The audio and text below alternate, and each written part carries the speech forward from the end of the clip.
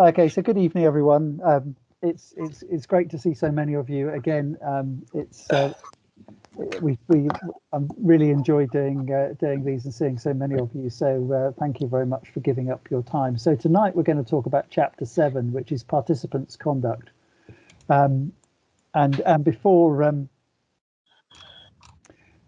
so before we start on that, this is going to cover rules 20 and 21, which is all around fair play, and then what happens with minor misconduct leading to sanctions. So let's get into it. So, as I said, so we're going to cover participants' conduct and the requirements of conduct, minor misconduct, misconduct leading to sanctions, and the sanction scale itself. We're going to look at the rule text. We'll get some comment from the guidelines. There are some very specific comments from the guidelines regarding participants' conduct, and then the casebook. And the casebook has got some very good situations within it, which we'll look at a little later on. So the basis of Chapter 7 is to set the expectation of what the participants of the game need and how they should behave. And this is around the common situations around fair play, minor misconduct, how it's dealt with, misconduct that requires sanctions, and how you go through the sanction scale. And it's an area where first and second referees need to understand relatively well, because it's within both responsibilities to control situations that prevent players' conduct leading to sanctions. And effectively, you know, if you think of the game as entertainment, misconduct needs to be dealt efficiently at the very first time it occurs. And the general feeling from the powers, that the FIVB, is that if you deal with misconduct immediately and absolutely rigidly every time, then you don't get problems, because you don't allow this grey area of what is allowed and what isn't allowed, or that player got away with something that I haven't got away with, and all of those sorts of things. So it just talks about, you know, being consistent about it, but also using your personality to control the game, and to spot where conduct may be moving towards misconduct, and to be able to get there ahead and deal with it. So the first part of the rule, of Rule 20, talks about sportsmanlike conduct, and it starts off with the great phrase of that all participants, or the participants, must know the rules of the official volleyball rules and abide by them. Okay, and they must accept referees' decisions with sportsmanlike conduct and without disputing them. In the case of doubt, clarification may be requested only through the game captain, and participants must refrain from actions or attitudes aimed at influencing the decisions of the referees or covering up faults committed by their team. So this is the general framework on which we base all of this area of the rules, and it's one of those ones where participants should understand that there are occasions when the rules offer some grey area, and the referees are using that to ensure that the game is conducted with the teams and the players determining the outcome, rather than the rules or technicalities in the rules, or a whole set of misconduct sanctions. So when it talks about fair play, the rules say that participants must behave respectfully and courteously in the spirit of fair play, not only towards the referees, but towards other officials, their opponent, teammates, and spectators. And what it means by this is to say that as soon as the game starts, then the participants' behaviour is towards everyone who may be involved within watching that particular match. So therefore, it is not acceptable for two teammates to go at each other, as it isn't for two opponents to have a go at each other, or for participants to have a go at officials, and by officials, obviously it means everyone. So line judges, the scorer, everyone. So it's all around, just having about respect and courtesy for everyone that's involved in the match. And then it refers back to the team rule, rule 4, I think it is, where it just reminds that team members can communicate with each other.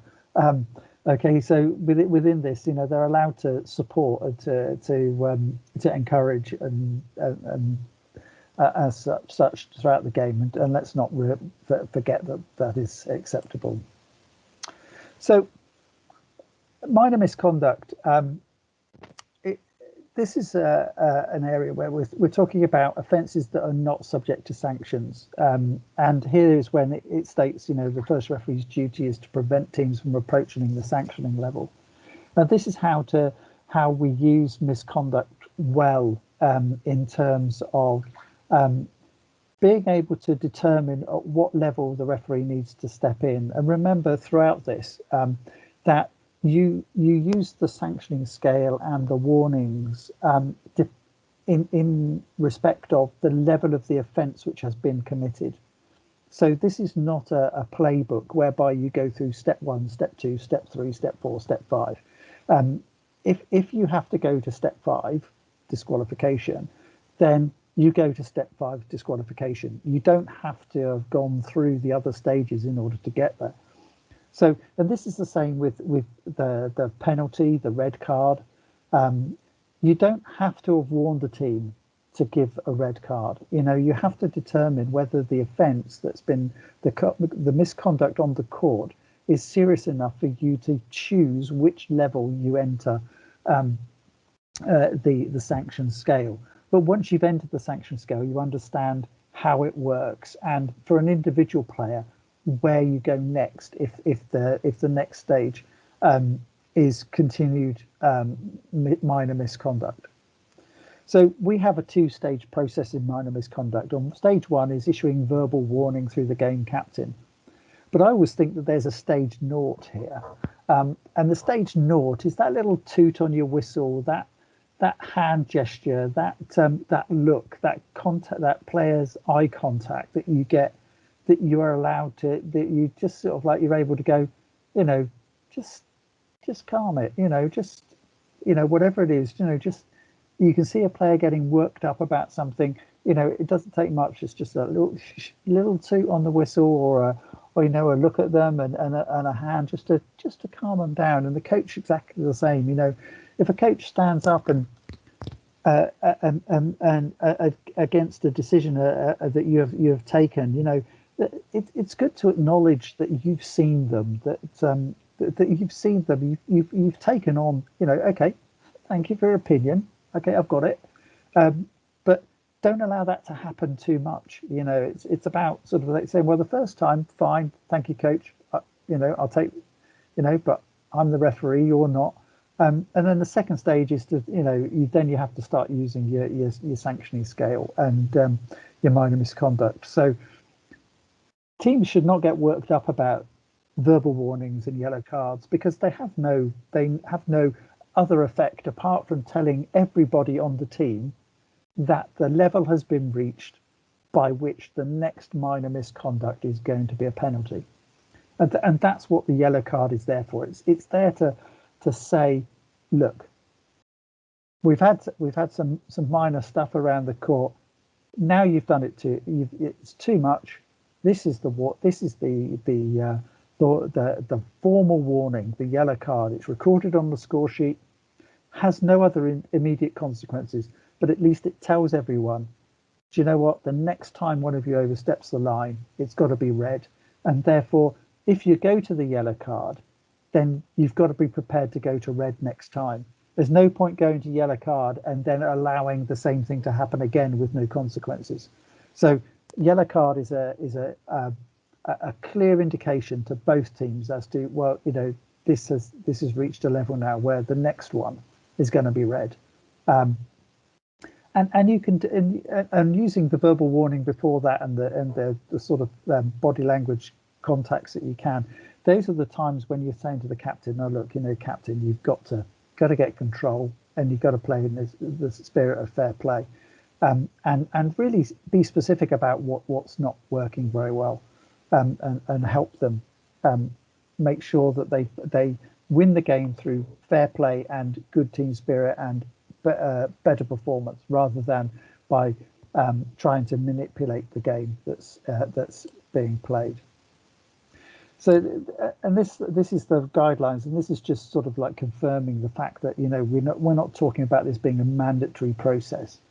And here they actually recognise that referees should be using your personality to control and discipline, and be flexible about it. And if the situation warrants it, you go straight to penalty, or you go straight to expulsion, or disqualification if it's serious enough. Okay. And again, it just reminds us that the duty of the referee, and particularly the first referee, is to prevent teams getting as far as sanctioning sanctions. So misconduct leading to sanctions. So incorrect conduct by a team member towards officials, opponents, teammates, or spectators is classified in 3 categories according to the seriousness of the offence. So rude conduct, actions or acting contrary to good manners or moral principles. Now that is a catch-all, and what it's basically saying is that rude conduct is not around players shouting at each other or making gestures towards each other, or expressing contempt for the referees or decisions that are made. It's just around the fact that this might be the 3rd minor misconduct, and a yellow card has been given, and another minor misconduct which is around the spirit of fair play and sportsmanlike behaviour, and therefore the team needs to be reminded that that's where they are.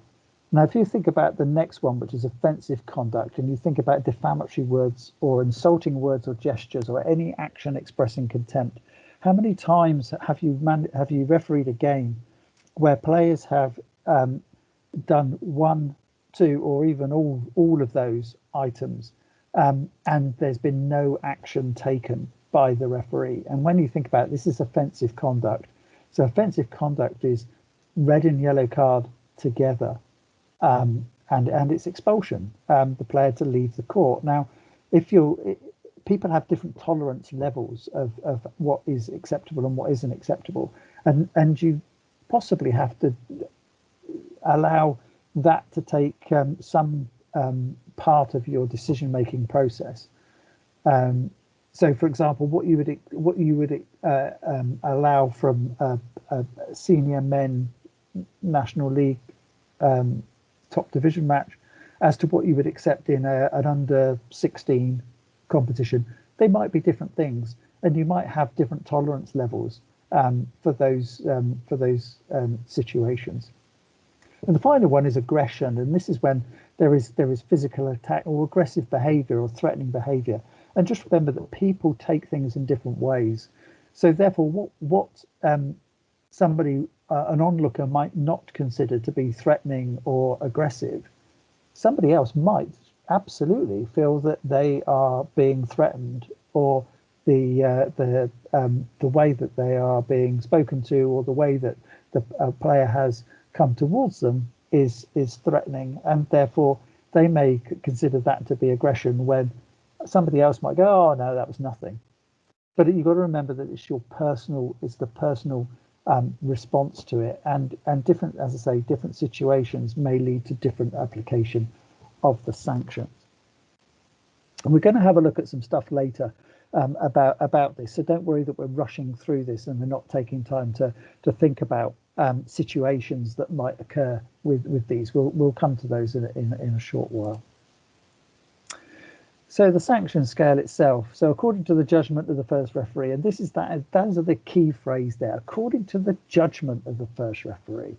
Okay, this is not about whether the general consensus of the players or people watching. This is about the judgment of the first referee, and whether the first referee considers the situation to be serious enough for sanctions to be applied. And that is the bottom line, that as a referee, you are making a decision from your own personal experience and what you will accept and what you will not accept. Okay, so depending on the seriousness of the offence, the sanctions are applied and recorded on the score sheet. So these are the ones that are there. So you're going to record the warning. You have to, but it has no point problem. Then you have penalty, expulsion, and disqualification. Okay, other stages going through. So let's just consider the points here. So penalty: the first rude conduct in the match by any team member is penalised with a point and service to the opponent. Okay, so that is essentially penalty. The next stage is expulsion. So a team member who is sanctioned by expulsion should not play for the rest of the set, must be substituted legally and immediately if on court, and must remain seated in the penalty area with no other consequences. So the rules consider that expulsion itself is a big enough penalty for the team, so there's no points being awarded here. So they go on to just sort of like explain a bit more that an expelled coach loses his or her right to intervene in the set and must remain seated in the penalty area. And an expelled coach, as we know from rule 4 and 5, is absent.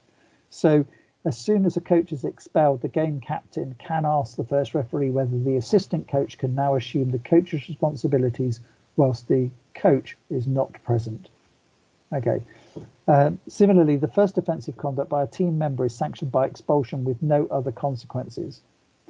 And the second rude conduct in the same match by the same team member is sanctioned by expulsion with no other consequences. So this is about the scale. So once a player has entered the scale at rude conduct, at red card penalty, for that player, the next step is always expulsion. It's not a case of another red card, another penalty. It's always expulsion. So the scale steps up. If it doesn't have to be the same player that received the yellow card. So the yellow card is given to a player as a warning, but it's by inference, it's to all of the team, everybody involved in the team. So that yellow card says that this player has received it. However, it's now all of you that are now on this warning. So, and then you get into the scale. So once you get into that, so each individual player can receive a penalty as per Sam's question at the start. So you can give everyone one penalty each. But if one of those players commits another offence, then you go to expulsion. Okay. Now, one thing to think about here is that in the future, there's a change coming in the next set of rules. And that says that the player must go to the changing room. There is no penalty area in the future. The player must leave the playing area, must leave the hall and go and sit until they're outside until the set is over. And also, if the player can cannot be part of a legal substitution, they will be able to be part of an exceptional substitution in the future. And that's because the FIVB want the game to finish by two teams playing the match out to find out which of them is the better team, not for one of them to win just because the other team has had a player expelled or disqualified. So the next stage is disqualification. Okay, so at the moment, the rules say that the player must be substituted legally and immediately if on court and must leave the competition control area for the rest of the match with no other consequences. Okay, so then they go on to say that the first physical attack or implied or threatened aggression is sanctioned by disqualification with no other consequences. The second offensive conduct in the same match by the same player is sanctioned by disqualification with no other consequences. And that the third rude conduct in the same match by the same team member is sanctioned by disqualification with no other consequences. So this is talking about, this is the progressive nature of the sanctions. So if you've gone a player has been expelled for offensive conduct, the next stage for that player, if they then commit a rude conduct or something that you believe would be sanctioned for rude conduct, then their next step is disqualification. They don't go back down the scale. They're already at expulsion, so the next stage is always disqualification for that particular player. And in the future, the rules say the same thing. The player must go to the changing room or outside the court. They're not allowed to stay in the hall for the rest of the match. They must leave. But that player can in future be part of an exceptional substitution if no legal substitution is available to the team, and that will come in, as I said, from the 1st of January next year or earlier if the Competitions Commission Competitions Working Group, determined that we should apply the new set of rules from the first match of the new National League season. Nick, we just got a question in on that change. Peter Parsons asked if an expelled player will have to leave the hall in the future. Will that also apply to an expelled coach? Yeah, absolutely. So as soon as the player or the coach or the team member is expelled, they have to leave the hall, and they can only come back in when the set finishes. So this removes them completely from the playing area and the control area. So it's there to, in some cases, I think this is much better because it stops that player who may still be a bit aggrieved with the way they feel they've been treated, and because of that, they may get themselves, for example, disqualified because they will not, they won't act in the penalty area in a quiet or they won't take their punishment. But also it's kind of sort of like having the volleyball naughty step taken away, isn't it? It's the point of saying, well, let's not compound the players' issues because the crowd might be getting on their back, particularly also if it's if they're away from home. So that could also be causing some issues for the player. So they don't want to. They say just now leave, go to the changing room, get out of the hall, and only come back in once the set is over, or if it's a disqualification, once the match is over. It caused a bit of interest, this one. A few follow-up questions. Do you want to pick them up now, or do we? Yeah, that's good. So Giorgio said that if you presume there is no players left on the bench after one plus disqualification, and there's not a legal sub, then the game is over. Does that make sense? Yeah, absolutely. Because if they've got if that changes in the next set, then obviously the next set would start with if they had, for example, a player that couldn't be. If they haven't got enough players to do the legal or the exceptional substitution, then yeah, they're incomplete, and that's the end of the match for them.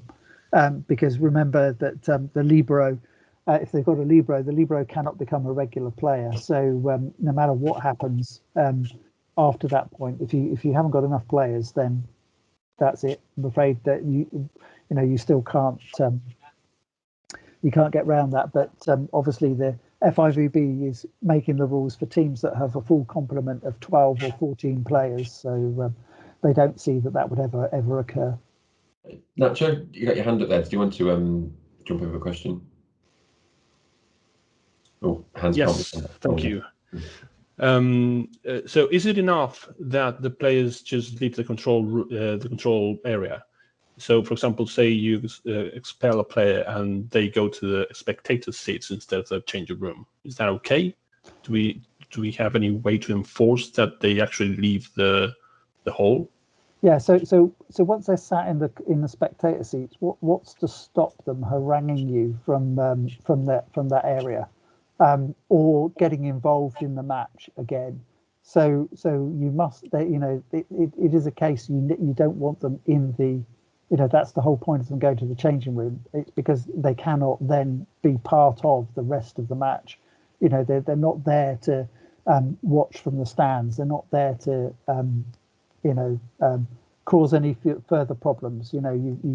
This is the part of the sanction. The part of the sanction is not only are you not allowed to play, but you actually have to go and sit outside, away from the match, and you can only come back if it's expulsion at the end of the set, or if it's disqualification at the end of the match. And that means even if you're disqualified and you decided to go and get changed, and you're completely changed back into your other non-volleyball clothes, that still doesn't allow you back into the hall, because it just causes problems. We're trying to take extra friction away by these rules. Sure, but how do you deal with that? Do you issue delays to the team?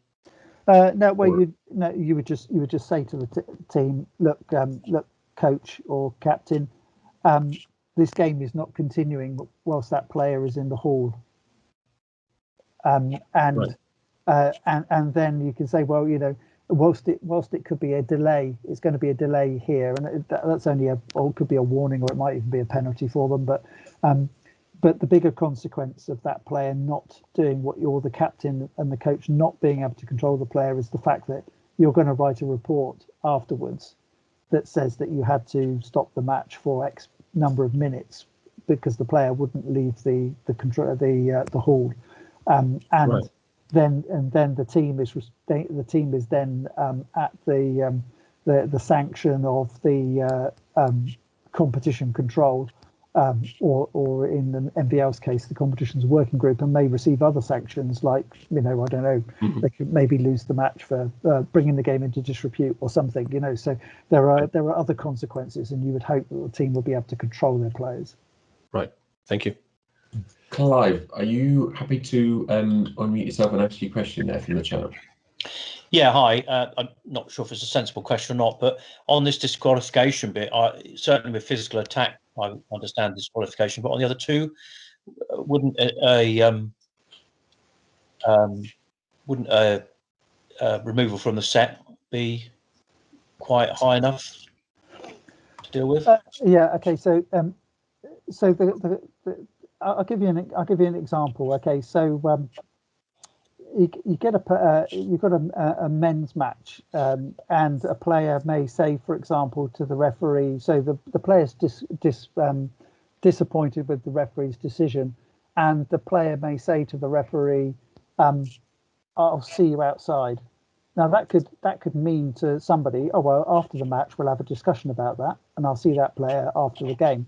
To another referee, that may mean that the referee thinks, well, hang on a minute, at the end of the match, he's going to be waiting outside to attack me or whatever. And also think about that. What if the referee was a junior, and it was a senior player that said that to the referee? So there are different ways in which people interpret what implied or threatened aggression actually is, and two players going for each other, they have to, you take the situation as you see it, and if you decide that I'm going to treat that as they didn't touch each other, and you want to deal with it with expulsion, fine, that's up to you. But I would say that they've got to understand that two players going for each other in any way that may. And we've got a video example of this. That this would be you should use expulsion. And as it says, in the rule, it says about the judgment of the first referee. So this is really very this is personal. So you may take a comment made by a player one way, or you may take it completely differently in another way, and it may not be the way the player even intended it. But you've got to understand that people react in different ways to different things, and if somebody feels threatened or feels that there is some implied aggression in the comment or the way somebody is acting, then they should be able to use disqualification to protect themselves.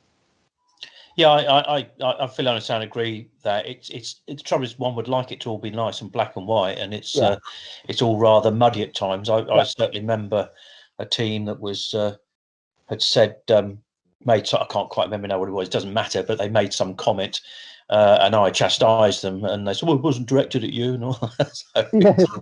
But well, you get that kind of thing. So. Well, this is true. You know, this is the whole point when it talks about, you know, when it says about rude conduct being acting against the moral principles. You know, different people have different levels of different principles. You know, and you know, and it's about that depends on your upbringing and all sorts of things. So therefore, you know, a player can't just go, well, just because it's acceptable to me and my mates down the pub, that doesn't mean to say that it's acceptable to a referee on a volleyball court.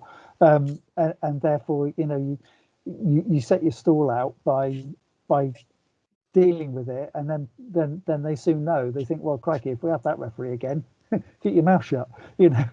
Yeah, those sorts of things. I agree. Yeah, I think the new thing about removing them from the hall is, I mean, all right, maybe I'm thinking of slightly lower level league, you know, local league refereeing, but you know, if some local bloke doesn't want to go, you know, and the team can't make him go, or they try to make him go and he won't go, you've got to call the centre staff to kind of say, we don't want this person here, and remove him. So it's a little bit tricky. I'm tempted to placate it by saying you can go and sit on the opposite side in the you know, the crowd bench. But if you give any grief, then I'll ask you to be, you know, to leave the hall completely. And the other way is you can just say, well, you know, if you won't do what I want, then I'll just make a report to the governing, whoever the governing control absolutely of that is, and let them deal with it. And therefore then the club might find themselves in more hot water than the player. So that's true. Yes. And this is the same. This is certainly how, and that's certainly how cricket approach it. You know, that it's all down to the club taking responsibility for this and being in control. So in that instance, you'd hope there was somebody in the club that would go, look, you know, I'll take control here and I'll deal with it and make sure that it's done. So yeah, agreed. Yeah. Cheers, Nick. Thank you. Okay. So these are our signals. So we've got our warning, which is a yellow card. And again, just be clear about who you're giving it to. So when you're going to give the warning, make sure the player comes towards you so that you can tell them why and what it's for. So then the second referee knows exactly which player has been given, rather than the card waved in the general direction of the team. And the second referee stood there going, not sure exactly who that's to. And then you have to have some sort of communication as to find out what it's for. Similarly, for misconduct, penalty, and obviously expulsion and disqualification should be relatively straight up, easy to understand who they're to, because you've got a substitution to perform, or if it's on the bench, then the captain will come over and make it clear. So we'll just get on to that in terms of how they are, how you apply them.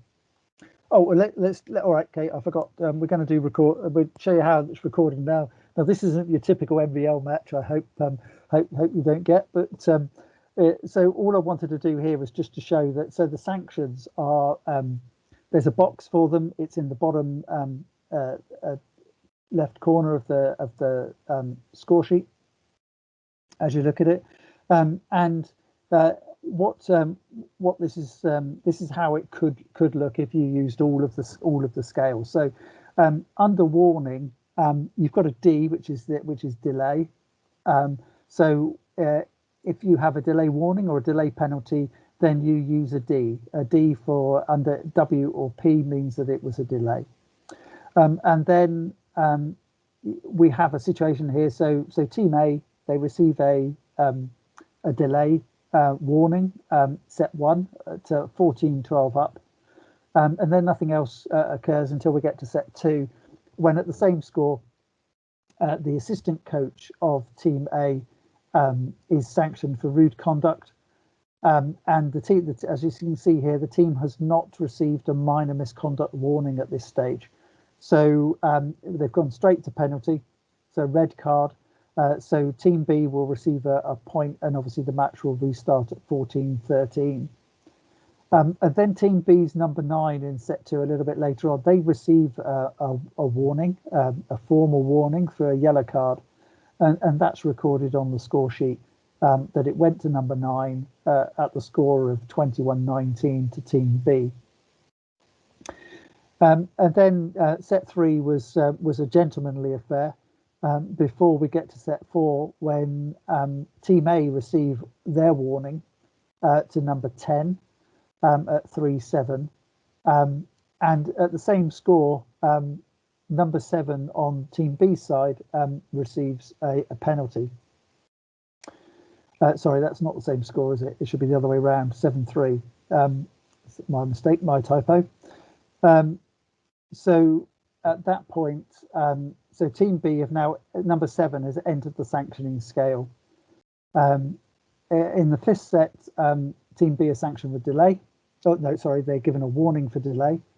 But then a few points later, as we get to the nitty gritty of the entire match, number 7 oversteps the mark again, and because they've already entered the sanctioning scale with rude conduct, then next is expulsion, and obviously they cannot still be on the court, so they can't be then disqualified. So that last one there, we'll just consider it player number 8.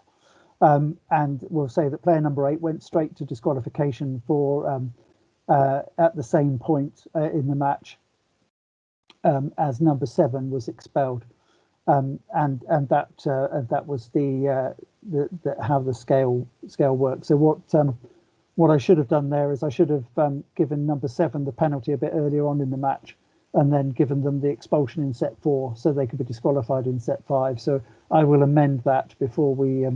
If we use this again, I wasn't thinking particularly clearly when clearly I went through my sanction scale for that particular match.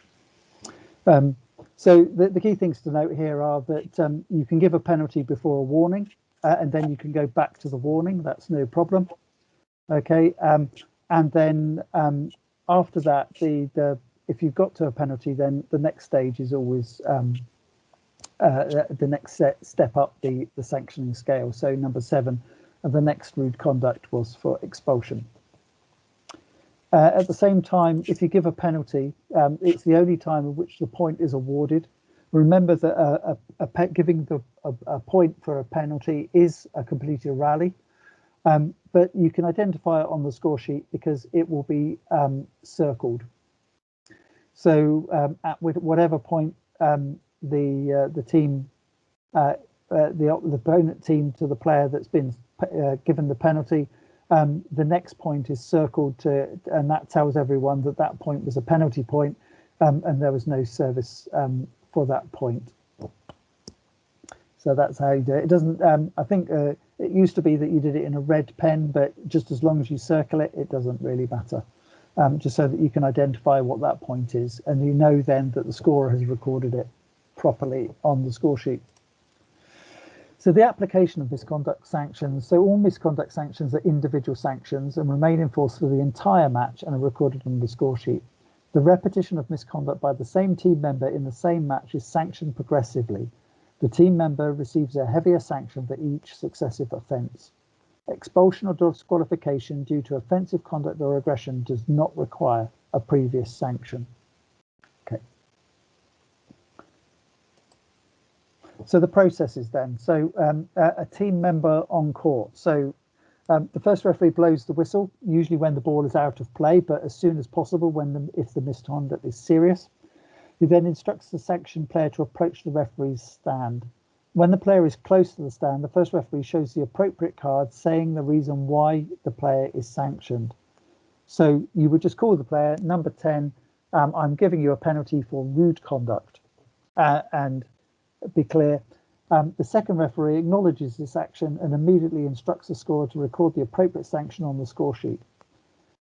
If the scorer, based on the information on the score sheet, states that the first referee's decision is against the scale of sanctions, she must immediately inform the first referee via wireless communication, or the second referee in the case of no wireless communication, to ensure that the player is not, for example, given 2 red cards.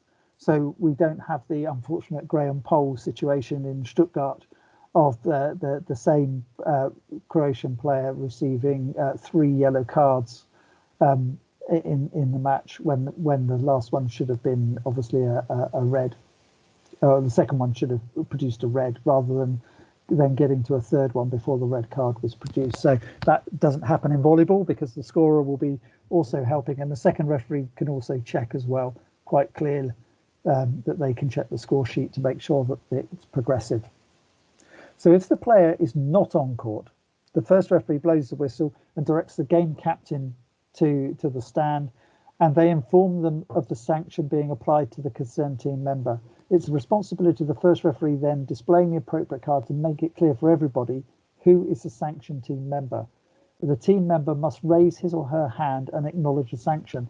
So in this case, you would say to the captain, your coach is going to receive a penalty for misconduct. Can you please go and tell them and get their attention so that when I show the card, they indicate that they have accepted the decision that's been made. And you would wait and make sure that the coach acknowledged, or the team member on the bench or the team member in the warm-up area that you were sanctioning actually did that, and tell the captain to go and make sure that that happens. And then it's clear to everyone. Now, if you're a second referee and you're still not certain who has been sanctioned, then at that point you really have to ask the first referee, who is it? And the first referee will normally actually say, or show you the number with their hands as to the number of the player, just to be clear. It was a penalty and I've given it to number 7, or 15 or whatever it is. You might have a problem if you're trying to signal 18, but you get the drift that you actually indicate clearly who the player actually is that's being sanctioned. Nick, we just had a hands up there from Nacho. Nacho, Yep. Did you have a question on that point? Yes, thank you. What about when you are second referee and you see something that deserves a sanction? Say the coach whispers to you, I'm going to punch you in the face outside, something like that. Obviously, the first referee doesn't see it or hear it. Yep. How do you indicate the first referee that coach should be sanctioned? So you get the first referee's attention, and you stop the match.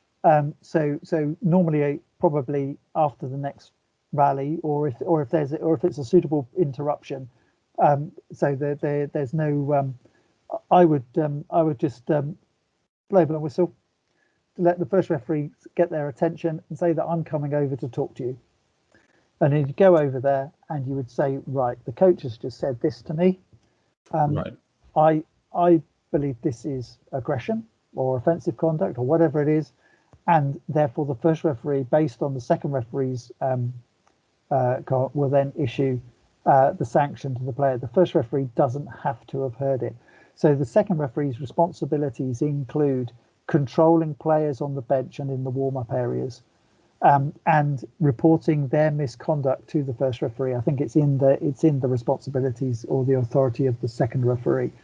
So it is about that. It's about working as a team and making sure that the first referee should always, if the second referee says that this is serious enough for this to have occurred, this first referee should always support them and ensure that the sanction is given. Right. Thank you. Okay. So just about this point about misconduct before and between sets. So this applies. The misconduct occurring before and between sets is sanctioned according to Rule 21.3, and sanctions apply in the following set. So at 0-0, you then apply the sanction. So there is some thing to clarify on this point. So you should understand that there are certain elements of this which can cause the team to have extra problems. So there's no sort of double jeopardy going on here. If it's the final point of the previous set or in the break, then if you are able to, if it's a rude conduct, it probably doesn't make a great deal of difference. But if you can get to the captain and tell the captain, there is going to be a rude conduct sanction or a penalty given at the start of the next set, then at least the team has the information to know that, okay, so if we're serving, we're immediately going to lose the ball. If we're receiving, well, it doesn't make any difference to us. Our team is going to be in the same position. But if it's expulsion or disqualification, then you must inform the captain so that the coach's lineup sheet does not include the player that is being expelled or disqualified. Because otherwise you are causing the team extra problems. Now, if the lineup sheet's already been submitted, not a lot you can do about it. That player is going to be on court, and you're going to expel them or disqualify them from the court. If you can get to the captain before that is submitted, then it's always best to do so that the coach doesn't make the mistake of putting them in the lineup. So then the same process happens. So at the start of the set, when the second referee has checked the teams and the right players are on court, then call the player to the stand or the captain if the player is off the court, and do and apply the sanction as you need to. Penalty sanctions at the end of the set. Okay, so if a misconduct involves both teams at the end of a set where the scores are close, the sanction will never end the set. Okay, so think of an example. Team A have 23, Team B have 24. It does not matter what order the penalty sanction is given. Team B cannot win the set with the application of a penalty against Team A. Okay, so the score after this set of sanctions is always 1 point on for each team, 24-25. So you will probably get players going, yeah, but you gave it to Team A first, so therefore we've already won the set. Hooray! So therefore our penalty doesn't apply. No, absolutely not. If you've got two sanctions occurring at the same time, then it will never end a set. In that the score moves up after both penalties, and then you look at what the situation is after both penalties have been given. So in the rules, there's a bit of a reminder. It's back in diagram 9.A, which is quite useful to use. That shows you the scale and how it increases for an individual player, or differently offence, and what the cards are. But we want to move on to looking at some actual situations. So here's a situation. This is Wallace of Brazil, so a very, very senior player, and we'll look at how the referee in this instance deals with misconduct by Wallace.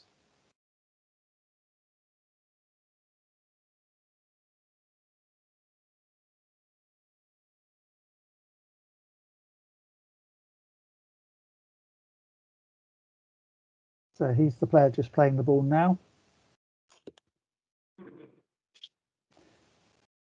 So he's Nick, I think it might be worth playing that one back. I don't know if it was just me that was a bit slow to buffer to begin with, but then it did get a lot clearer. Okay, right. Let's. I'll move it back, and we'll see if we can looks get it better from here. Thank you. Okay, so he's going to remonstrate about the ball being in on the sideline. I think that's his beef. We'll have a look. Or it's given in, yeah, by the referee. I think if you watch it closely, you can see that the ball is actually in.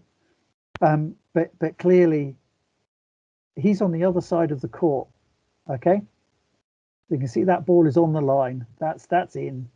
Okay, so the referee is not going to accept the behavior from him, so he calls him over and he gives him a red card. Now this is contempt. Okay, so now he is pushing the sanctioning scale. Okay, I'm an important player. I'm the superstar of the team, and he now makes it clear that he has no respect for the decision of the first referee. So the first referee is just waiting now for him to calm down before he starts the match and to record the sanction on the score sheet. And at the same time, as soon as the sanction is finished, he decides that he's now going to expel Wallace for his contempt at receiving the rude conduct. So Wallace cannot really here complain at all. His initial reaction to the decision was over the top. and then he clapped the first referee's decision to give him a penalty, and he's still not going on. So he's going to be quite lucky that he gets away without being disqualified here. That's one of the Brazilian senior team coaches that's looking after that team. So he goes off and he's going to get himself a drink. He's still not in the penalty area. He's still not even having any intention of going to the penalty area. So and then it's up to the coach, I think, here to tell him what he's got to do and to calm him down.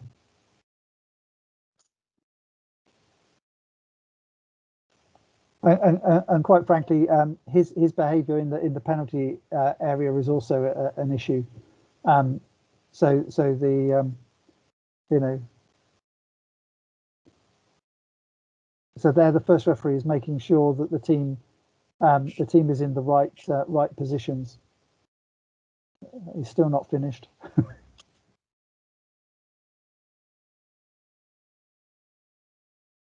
So are we going to get? And the referee has taken that's enough of that particular situation. So what do we think about that? Anyone? Shocking.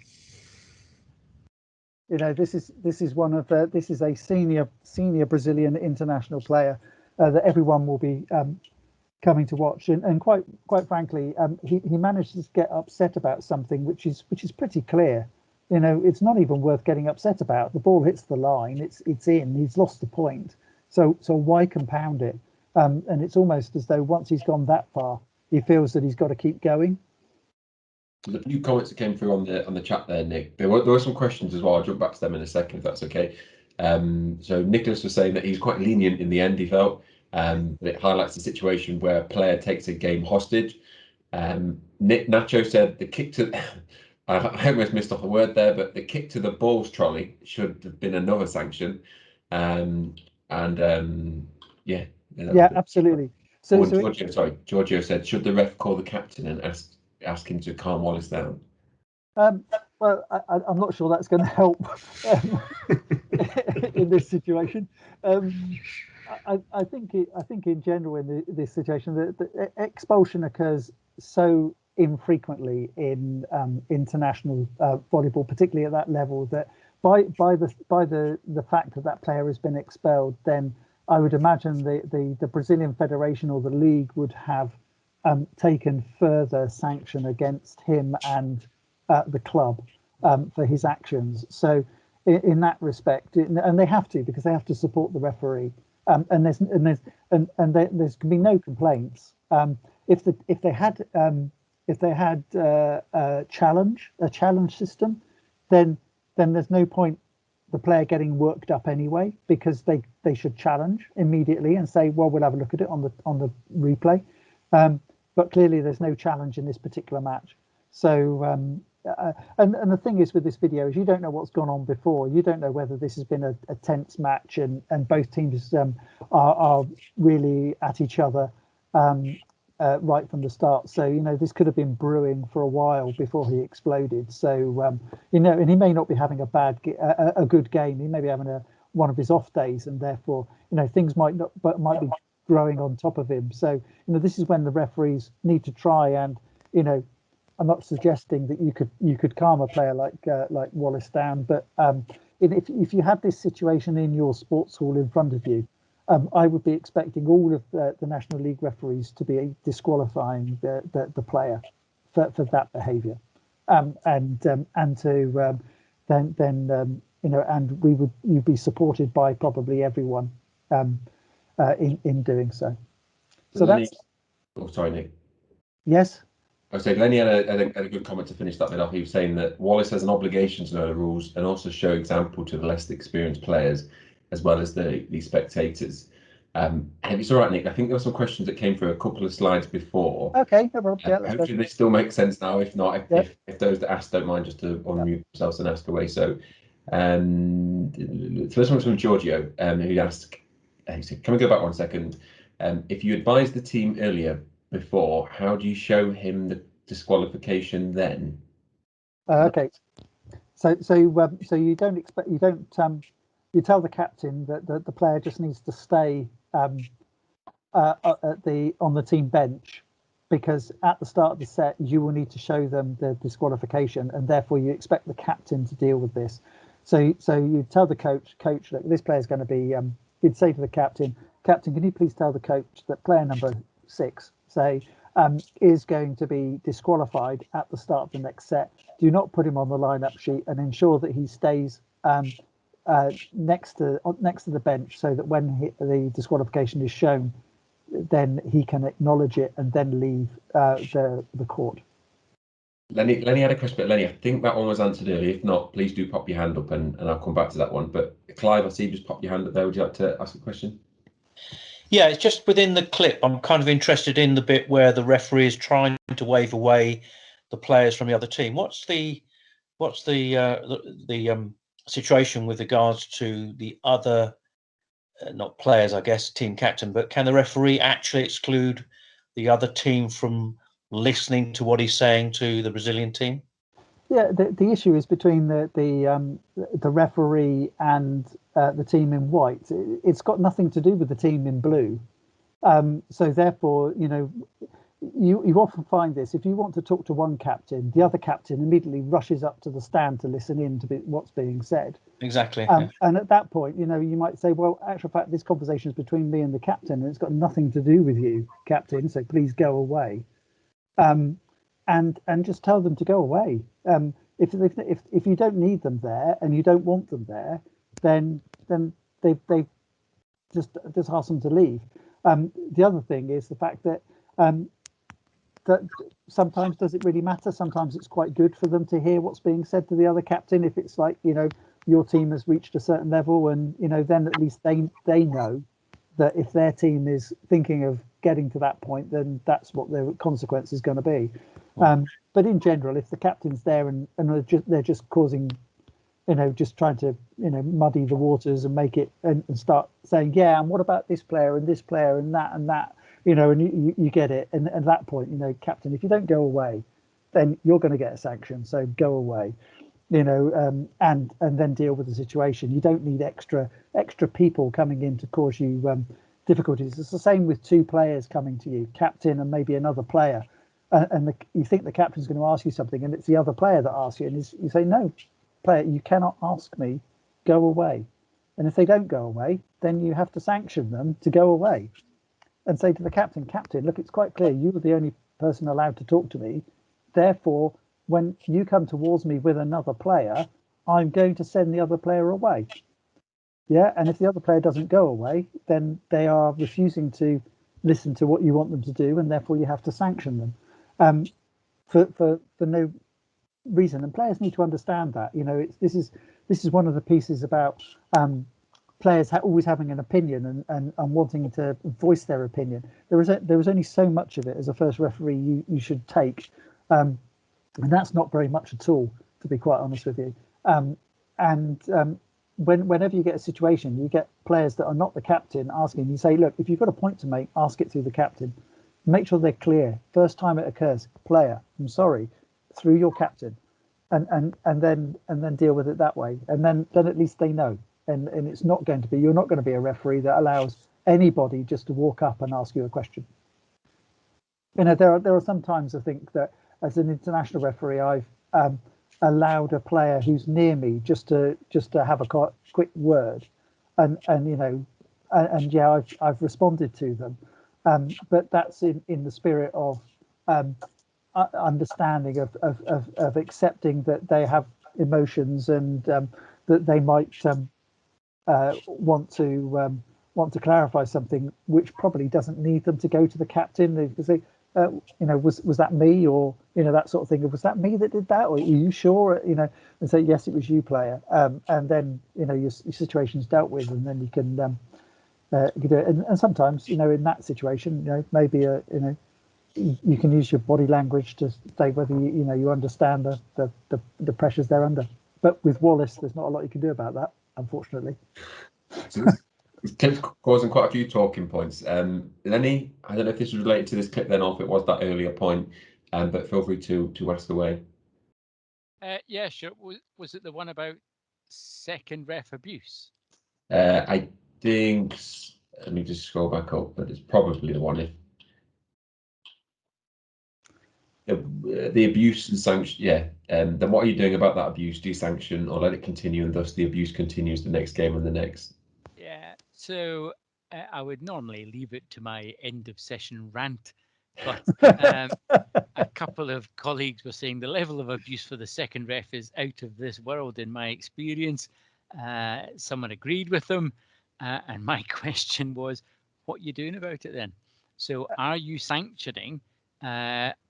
It would possibly suggest not, which means it will continue and the abuse will continue in that match and in the next match and in the next match. So my perennial plea to fellow referees is, do not let me go to a match where I'm going to be abused because you haven't dealt with it. You have an obligation to look after the referees who are refereeing these players or coaches who are abusing you.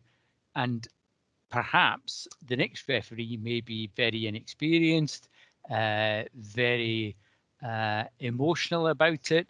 It's just not on. I mean, I'm a coach. I'll give out until I'm told to stop, because that's what you do. It's required. I think it's on your coaching course to do it.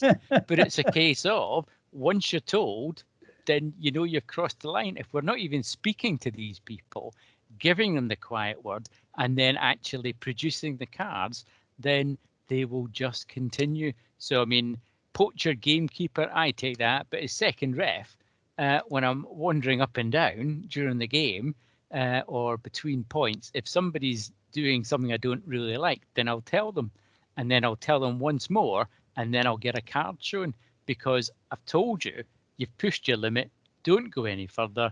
They keep doing it, then will a yellow card stop you? The answer is probably yes in most occasions, but if it's not, then they'll get a red card, and then it's a case of they understand perhaps that you're not a second referee, you're a match official.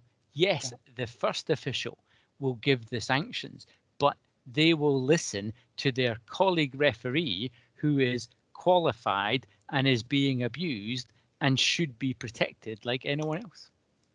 Rant over.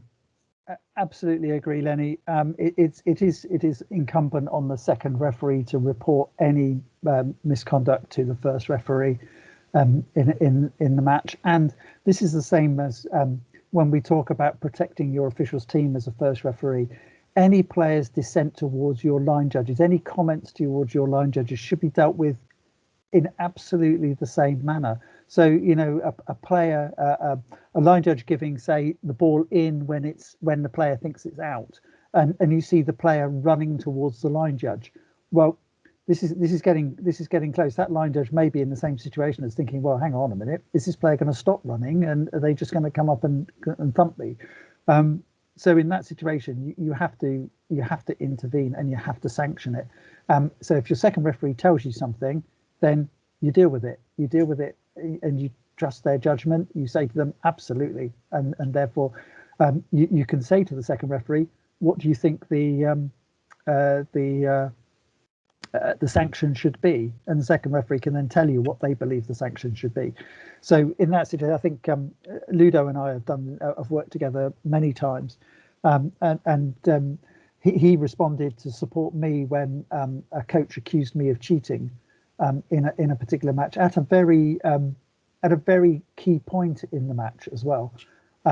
When I went to Ludo and said to him, the coach has just accused me of cheating through the match, and therefore I believe this should be a rude conduct in that example, a rude conduct sanction. And Ludo took that, said, thank you very much, coach, red card, penalty for you. And yeah, it's just something you just need to support your team and make sure that you don't allow things to get out of control, because you've got to remember that the second referee is a little bit exposed in these situations.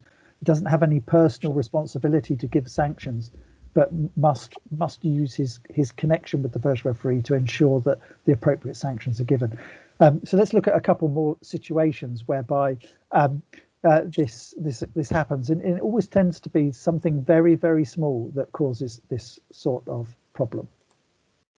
Let's move on from so here this is an excellent example. I'm not certain exactly where this is, but I think it's in Scandinavia somewhere, or it might be possibly Scandinavia. But what you need to see here is that this is apart from the poor English on the screen, which I can't do anything about. But just watch this. This is how a player goes personally through the sanction scale.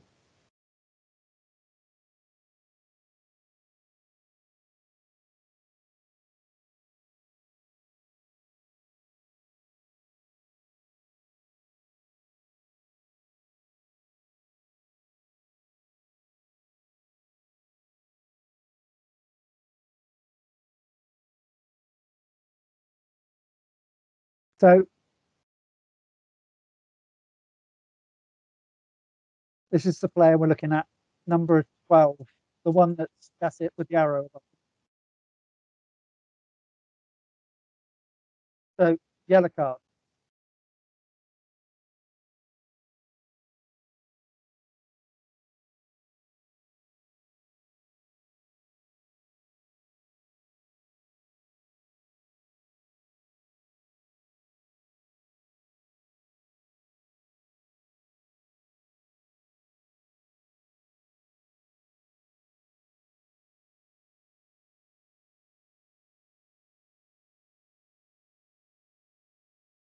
I was just reinforcing. So this is later on. And you can see number 12 is now position 6, are they? Yeah, I think they're at 6 at the far end.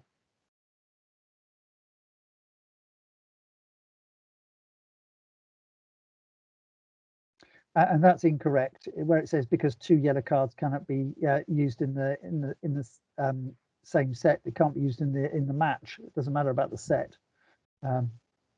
Okay, so that ball was called down. So number 12 is now is in the middle of the court and having a go at the second referee, and obviously clearly shouting at the first referee.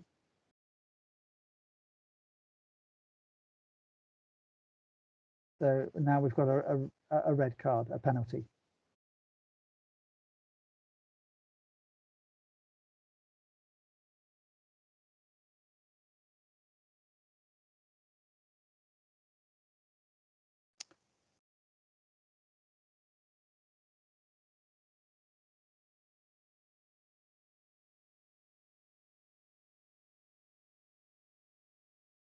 Okay, so this is where number the player the earlier one must have been the captain that received the first red card. So this is number, what I assume 12. Yeah, number 12 then receiving. He's still having a go at the referee. So clearly doesn't learnt the sanctioning scale too well. So and he's still having a go. So the referee now expels him.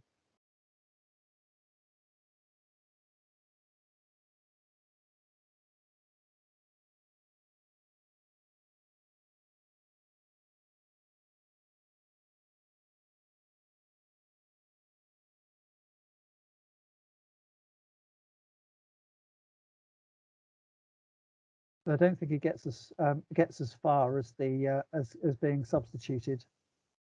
I think the first referee has just about enough, and therefore decides before he gets over to be legally substituted for his expulsion, gets disqualified and leaves, probably quite thankfully. So if you get it, that's a player working their way through the sanction scale relatively rapidly. that's what you need to do, and have the courage. You know that once you give the sanction, any contempt or a player coming back at you after that point is worthy of you going to the next stage. You know they have to understand that you don't get a right to play. This is not football, or as Nigel Owens would say, it's not soccer. Okay, so let's. I think that's the same bit. Let's just move on. So coach misconduct, because we just talked about that a little while. This is from the referee guidelines, this shows you how the FIVB take this very seriously indeed. They say it's important to remember that according to Rule 21.2.1, the behaviour of the participants should be respectful and courteous, also towards control committee members, organisers, their teammates and spectators. If the coach's or any other team official's attitude exceeds the disciplinary limitations laid down in Rule 21, the first referee has to apply the appropriate sanctions without hesitation. A volleyball match is a sportive show of players, not of team officials. Referees should not ignore this distinction. It is the very strong instruction of the FIVB Rules of Game and Refereeing Commission that where a coach indulges in excessive play acting or demonstration, or where the coach or any other team member addresses the FIVB technical delegate, and by this anybody who's in control of the match, in any appeal loudly or in an aggressive or derogatory manner, or by insult, by doing so just to attract the attention of the crowd, then the first referee must make a strict application of the sanction scale. The show must be for the play on the court and not for peripheral issues which distract from the main purpose of entertaining the crowd with spectacular play. The coach is not the show. So this is in response to perhaps two coaches, Resende and Guimarães, Zé Roberto, the two Brazilian long-serving Brazilian senior men's and women's coaches. I don't think Resende is coaching anymore at that level, but who would particularly Zé Roberto would stop the match and do whatever they liked, and demand that the referees agreed with his opinion, and for many years nobody was strong enough to deal with him. Also, it came as in response to the situation in the World Championships in Poland, where the Brazilian coach rolled a ball onto court in order to try and stop a rally which they were just about to lose, and also to protect members of the control committee or people that are there as supervisors or looking after the match. Because at the end of the day, what they're saying is that the game is about the players, and the players winning the match with the better team coming out on top. It's not about the behaviour of the coach. And I think with this, you need to understand the coaches and which coaches will get, shall we say, more excited than others. We shall see in a couple of minutes. There are a couple of clips that both involve Vital Heinen as a coach, and he is a coach that when things aren't quite correct for him, he will he tends to lose his cool a bit, and forgets what he's doing. Now, generally, he's a really nice guy, and the sort of person that you would after the match you would have a drink with. But during the match, sometimes he just has these moments, and we shall see this in a couple of these situations. So let's look at the casebook, because the casebook's got some good video on this. So let's look at this situation then. So casebook 9.10, and I will be expecting you to jump in with your thoughts as well on this one. Some of these are quite involved, so luckily there is video to support them. So we shall see how it works. So a player of Team B attacked the ball after the first referee blew the whistle to finish the rally. Because of the hard attack, the ball hit the head of a player of Team A, who was celebrating the point gained by his team. This action provoked the reaction of all of the teammates of Team A, who crossed under the net to the opponent court, trying to lash out at player number 9 for his bad behaviour. A great confusion happened involving all persons involving in the game, including the top authorities, in order to control the turbulent situation. When calm returned, the first referee directed number 19 of Team A to the chair and disqualified him for having beaten an opponent. Now that's not on the video, so you just have to take their word for it. First referee saw this action during the tumultuous situation. Then the first referee called player number 9 of Team B to the chair and sanctioned him with a penalty due to his action of hitting the ball after the whistle. These were the only sanctions. How can the referee manage the situation when the complete team is involved in a kind of attempted aggression? Okay, so let's have a look at the situation and see what you think. And we play it through a couple of times. So this ball is down. There's number 9 hitting the ball at the other number 9. So there go the team bench and the warm-up area through the net. So in this situation, as a first referee, you are just watching. Watch. See what happens. Make a note of players' numbers.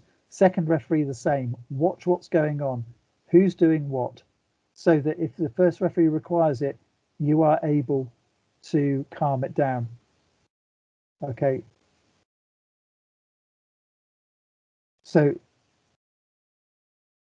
the player is really apologetic for what he did, and 2 of the players acknowledge that. Okay. So the control committee's got involved and they're calming everyone down. The second referee's gone across to try and sort it out and tell the first referee what they saw and who the players are. And at this point, number 19, I think, is it 19? No, number 18. Number 18 is disqualified. He was the first player through the net. Okay.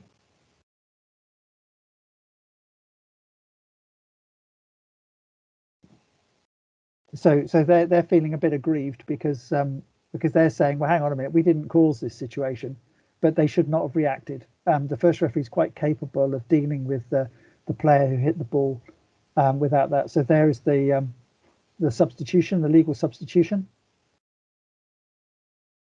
and I suspect the second referee is just helping the scorer, and yeah, so that's the penalty for the player that's hit the ball, and everything calms down, and the play continues. Okay, so let's just look at the situation again.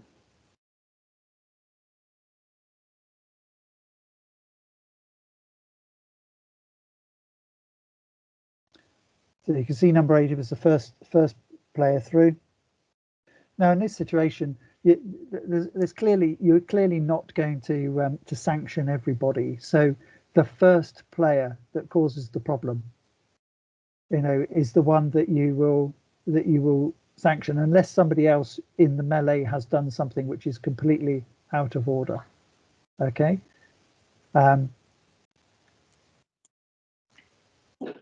And this just needs the teams to calm down, so you also need to give them a bit of a few minutes. And we talk about, people getting involved. So this gentleman that stood here behind the second referee, this is the president of the South American Volleyball Federation, Rafael Lujeda. And he has managed to get involved. He's a FIVB senior vice president. And the only reason I stop and look at this situation with him involved is because he very sadly passed away on Sunday. It was interesting that a clip of him came up whilst I was looking for clips for this presentation. It gave an awful lot to South American volleyball. A very, very important man. So they are feeling the sadness of his passing at this particular time. But he is clearly calming. His presence is calming everything down, and looking after everyone so that we can continue the program. So the first referee is just taking a moment here, let everyone settle down, and then let's deal with our sanctions. Okay, he's asking the captain as well to come over with player number 18 so that everyone knows what the issue is, and then disqualification. A bit of a discussion about that. But in these situations, it's best to do the sanctioning at a pace where everyone can see what's going on, because you've also got a substitution to go through here, so the scorer's got a lot to do, and therefore it's something that you need to just take relatively calmly. And it's the same situation as when in all cases of sanctioning two teams. Okay. Do it so that one thing can be recorded completely without rushing and doing the next one. Okay. So here number 9 has received the penalty. Everything's calm. And we can carry on. So the question was, how do you deal with two teams in this situation? Nick, we had a few questions on that as the clip was being played. If you don't mind me just jumping to them. Does anybody want to have a go at that? Let's have a go at that first of all.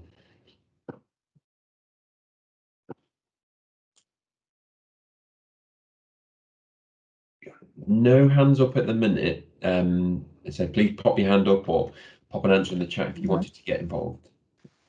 So I think this is the right approach to take that was taken here, and you just need to stand and watch and make sure you know who has done what and what action you're going to take. Clearly, there's no point in trying to sanction too many players in this situation. You just deal with one, the serious offences, and everyone can see it. It's on video, so and your report will go into the competition group afterwards. We've got a couple of hands up now, Nick. So let's have a look at another case. Oh, Nick, did you want to go back to? They've got a couple of hands up on that. After a player's dig, the ball rebounded high and flown behind the end line. The libero ran to replay it. Although he hit the ball due to a crane camera, which had penetrated the playing space, his hit was not successful. Neither the ball nor the player hit the crane.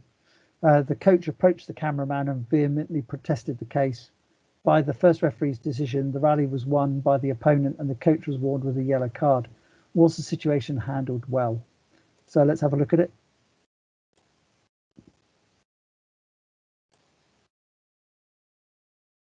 Sorry.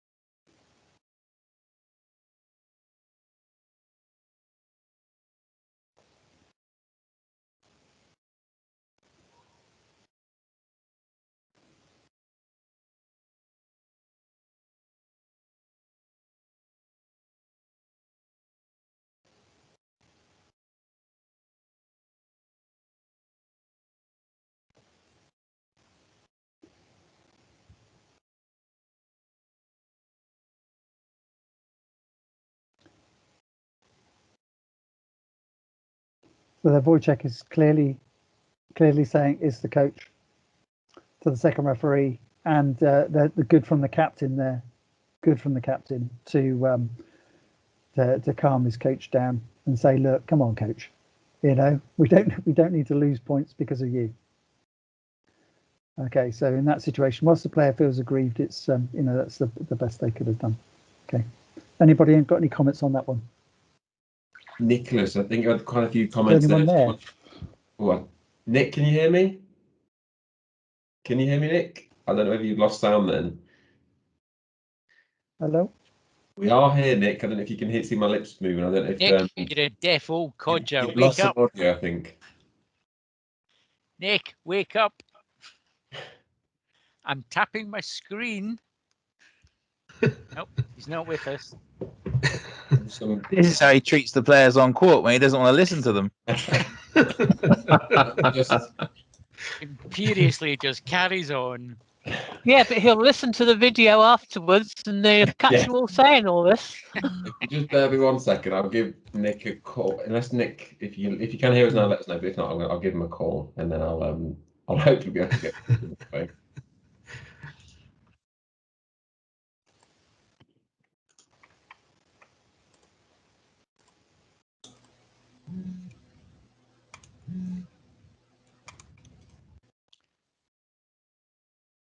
I think he has realised that he's not hearing us. Something's gone wrong with wrong here. Can you hear us now, Nick?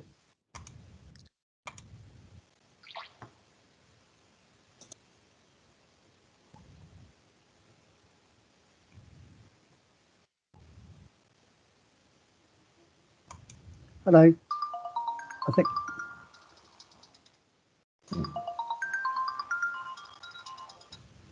Can you hear me? Can you hear me? We can hear you, Nick. Can you hear us? Yeah, sorry. I think I suddenly realised that I couldn't get any feedback at all. So I've just tried to check my settings here because I suddenly realised it had all gone really, really quiet and I couldn't hear a thing, and I thought I was talking to myself, which I probably was. Little change there then. Thank you, Lenny. So I do apologise for that. Just watch the video afterwards, Nick, and you can hear what everybody said about you. There is a backlog of questions, I feel. Yeah. Okay. So let us go.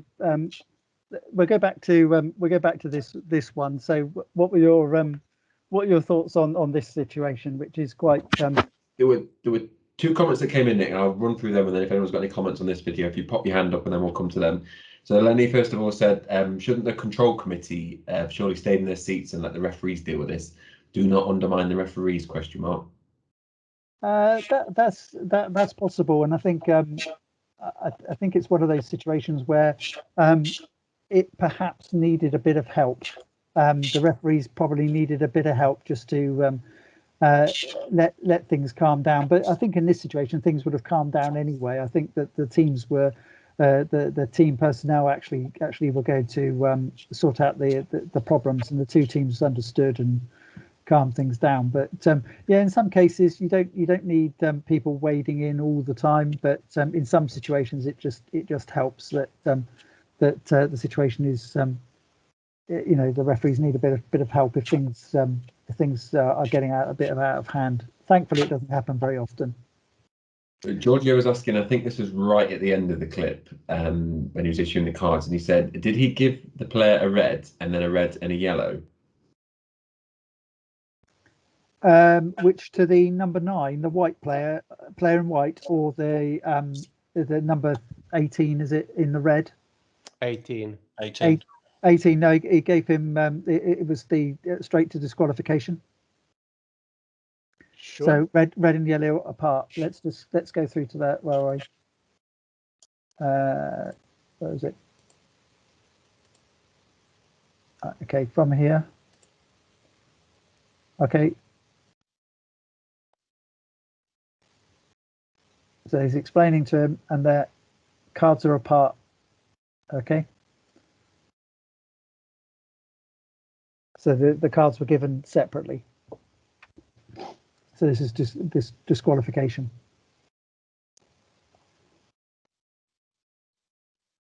Okay. Is there anything else on that one? Yeah, Lud, you've got your hand up. Is this to do with this clip or the next one? It's this one. The red card is coming up for the player in white. Yeah, so the player in white, number 9, receives a red card, a penalty for rude conduct for hitting the ball after the whistle. Yeah, the comment I was going to make, Nick, is about not getting involved. Yeah. I've seen a couple of clips, I think it's Poland against Iran, where the 2 teams basically scrap against each other on either side of the net, and the second referee goes right in the middle of them and separates them. And it's your friend Zenovich, I think, is one of the ones who did this, and Maruf and Kubiak, amongst others, who were. Yes. Yeah, there were there are situations. I think it depends on the personality of the referee.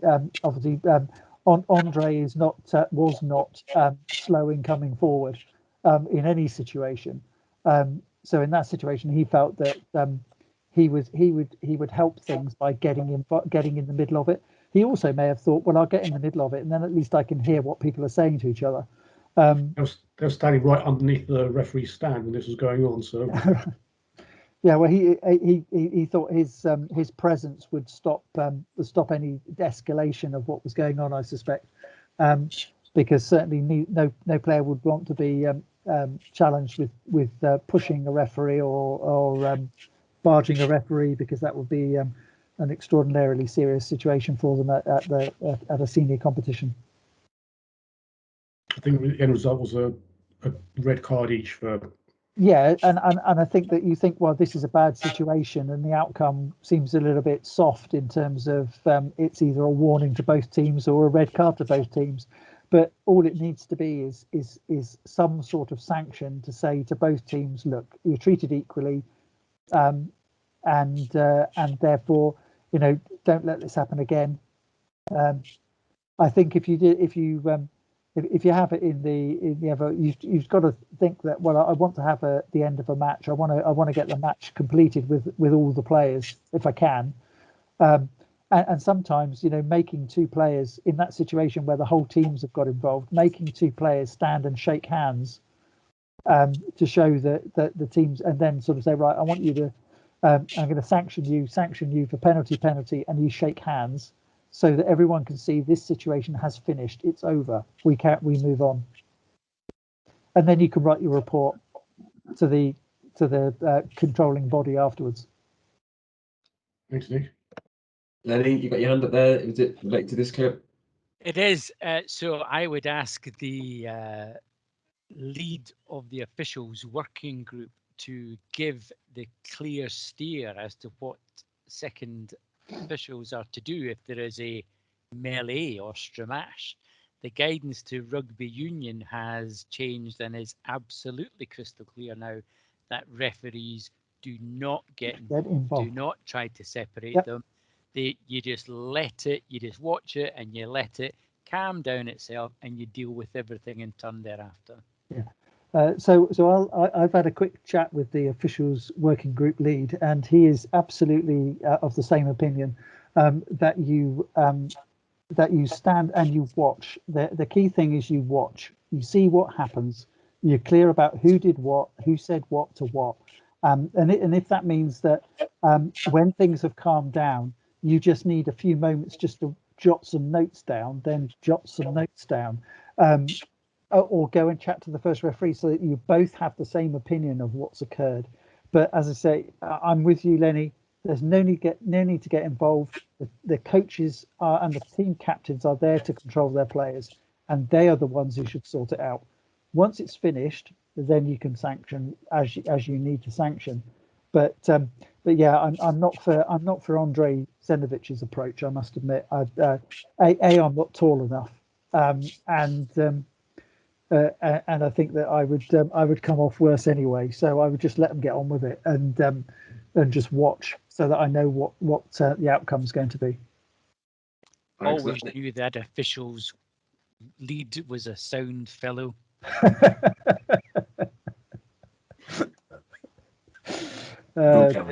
Who can't work a computer, but we all have our faults. You do most of the time. Nick, there were some comments then on the next clip. Let's go forward. In between the ones that were asking you to come back, there were just a few comments. Nicholas and Clive were both mentioned about the interference from the camera. I don't know if it was from that clip then. Oh, this one. This one. Yeah. So if we watch this again, I don't think the ball doesn't hit the camera, and neither does the player. But I think that the fact the camera is there causes the player, because I think it's because the camera moves at the point at which the player is attempting to play the ball, that there's a problem. But the ball doesn't touch it, and therefore this is not a situation of the ball hitting an outside object within the playing area. The question is as a referee, do you see this situation, and do you want to do you want to play a replay? I think in that situation there, you can see that the cameraman suddenly realizes that they shouldn't be there, and perhaps the player is distracted by the camera. I think it's they're asking if it, so it's up to the referee as to determine whether this was a situation. So the captain here of Bulgaria has taken that really well. He has understood the decision of Wojciech. Wojciech's a hugely experienced and senior referee, has seen this plenty of times, and this is absolutely the right sportsmanlike fair play behaviour by the captain. This is exactly how you expect a captain to behave on court. The captain is calming the coach down. He's telling him quite clearly, let's not lose a point just because you want to make you want to get involved in this situation and feel aggrieved for the entire team, because that's what coaches are doing. They're feeling aggrieved for their team. And in this situation, the captain's saying, look, I don't need to lose a point. It's tough enough to get points against Serbia as it is, let alone giving them away. So let's all calm down and get on with the game. And that's excellent captaincy from them there. Clive, I've noticed you just put your hand up. Is that related to this point here, or is it something earlier? No, initially, because I thought the ball had hit the camera. I agree with the coaching warning penalty. The coach, he was over the top, but I thought if it had hit the camera, one should play a let, because the camera is not a fixed structure like all the other bits and pieces around the court where players know they're there, or they're going to bump into them, or the ball might touch them and be out of play. But looking at it again just then as well, even though it didn't hit the camera, I don't know, he definitely looked to me as though he had hesitated. That's not his fault. So that camera is in and out, but that shouldn't be affecting the gameplay. So I would play a let on that. Actually, okay. I wouldn't give up a point. I'd play a let. And I'm not going to disagree with you on that one, because this is up to the referee. I think in this particular situation, Wojciech decided that the camera did not impede the player. I think that a different referee would have seen that situation completely differently. But absolutely, the awarding of the sanction was correct. In this situation, you wouldn't go rude conduct. I don't think it just needed calming down, and in that situation, then a warning to say, look, let just ignore all of this stuff and just get on with the game, because it doesn't look good. It doesn't look good if you're on television. This was Tokyo qualification back in 2019, so it was. This was a big match, would have been live on television, so it's not and across the world, so not something you want to see. But well handled by Wojciech, but exceptionally well handled by the Bulgarian captain. Thanks, Nick. I think we're all caught up then. Okay, so we're next one then. So after a player's no, that's the same case. I've gone the wrong way there. I told you I couldn't work the computer. So the ball rebounded from the blocker of Team A, hit the attacker's hand and went into the side band on the Team B's side, then landed on the court. The first referee decided the action was a successful block. His hand signal was ball in, and the next serving team was A. Team B requested a challenge for antenna touch. The video proved that the ball had clearly hit the side band and the antenna. Unfortunately, the player who hit the ball last was not shown, and the first referee confirmed his original decision. The coach of Team B vehemently protested at the second referee. A warning yellow card was issued for him. Was this the correct decision? Not surprisingly, this clip involves Vittel-Heinen. So here we go, and you'll see what I mean when we get to seeing him later. The fact is the ball was out because it hit the antenna, but let's not go there. It also comes off black, so red into black and then onto the antenna. So it should have been red ball for ball out.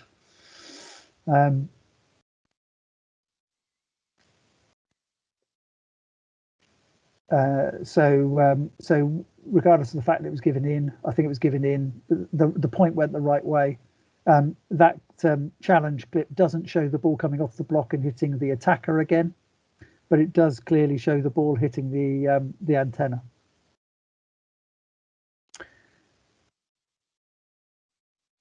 I don't know why Vital is getting annoyed about this. Well, I think he's getting annoyed because the challenge doesn't show what he asked for, because he asked for it to be reviewed, and he doesn't feel that he's got what he wants. So Stefano is trying to calm him down there, and this is when Vital sometimes pushes his luck too far and tries to keep making his point when he hasn't got a leg to stand on here, because his player touched the ball last and therefore it's out, or it's in. It doesn't matter. Whichever way you go, he's lost the point. So I don't know why he should labour this one. All he's going to do is get a sanction. So the question is a yellow card enough? What do we think? Is the yellow card enough? Yeah, if you want to pop your hand up in the chat there, Giorgio is straight out saying no. Another one from Mark Trofa saying no, backing you up there. Any opposing views? Are we all in agreement on no? So what do we think should have happened?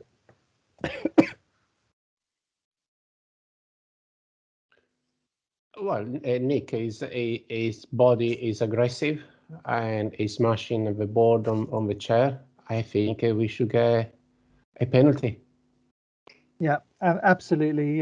It's quite clear his behaviour exceeds what you would expect, and therefore, this should have been a rude conduct penalty against the coach there. He's really not thinking at this point, because he's lost the challenge, which he has to accept. He can't challenge a challenge. He had lost the point in the first place. He's lost the challenge because the video clearly shows that his player touched the ball last. And the ball lands on his court anyway. So it's not as though he retrieved the ball or there was any way they could retrieve it. All he was saying was that the block played the ball into the antenna and therefore it should have been out. But the point went to the right way in the end.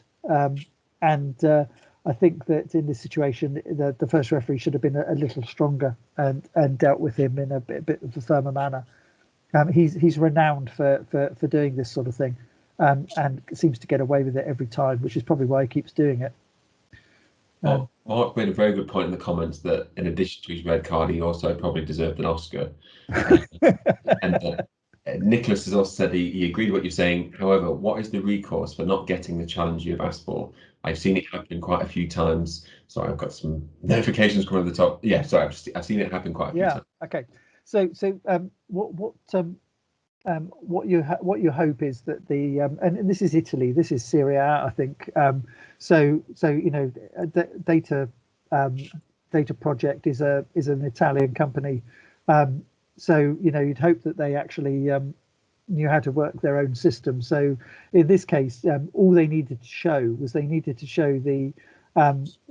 challenge referee needed to be clear and show the block contact and the ball hitting the player in black, and then that would have then stopped, because there was no point going further to try and see whether the ball hits the antenna or not. So they perhaps got the challenge element of it wrong, but even so, it's a situation whereby the coach should have understood that this is a battle not worth fighting, and I just need to. And either he was doing it as, again, deflecting from his team and trying to take the heat off his team, but in this situation he should have given up a lot sooner than he did. So. We've got a couple of hands up there, Nick. Anna, I think your hand was first up. Do you want to unmute yourself and ask a question? Yeah, I think the referee looks a bit unsure about his decisions as well, about the cards, and and Vital is very good at reading, referees, so he knows when to push when the referee is not sure what he's doing, what to do now. Absolutely. So it is showing you. Yeah, and I think that is absolutely right. And if as a referee in some of these situations, if you are if you are seen, you may be uncertain, but your actions should give a positive outlook. I know what I'm doing about this. I know how I'm going to resolve it, and this is what I'm doing. The fact that you might think to yourself in the background, in your mind, you might be going, well, am I really right here? But if you sell your decision, if you're clear and you're saying, no, this is the situation, this is what happened, and therefore you're out of order, and you're going to get this card, this sanction, and therefore just it makes the players understand. Oh, okay, ref, I know you're watching. Okay, I might have seen it differently, but at least you're being clear and fair. Just thinking, Nick. Yeah. That situation where the player could have saved lots of trouble just by saying to the coach, "It did hit me." Yeah. Therefore, don't bother wasting a challenge.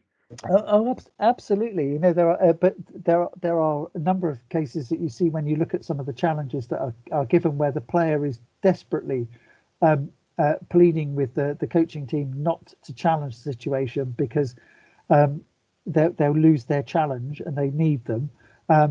And any player that keeps really quiet in that situation, whereby they can see their coach is going to go and challenge, and they know full well that they were the one at fault, you would hope that high definition slow motion replay is going to clearly show that, and therefore for them to keep quiet is they will get more problems from their coaching team for keeping quiet as they would from trying to saying that they lost the point in the first place, because it would have helped. It would have helped the player.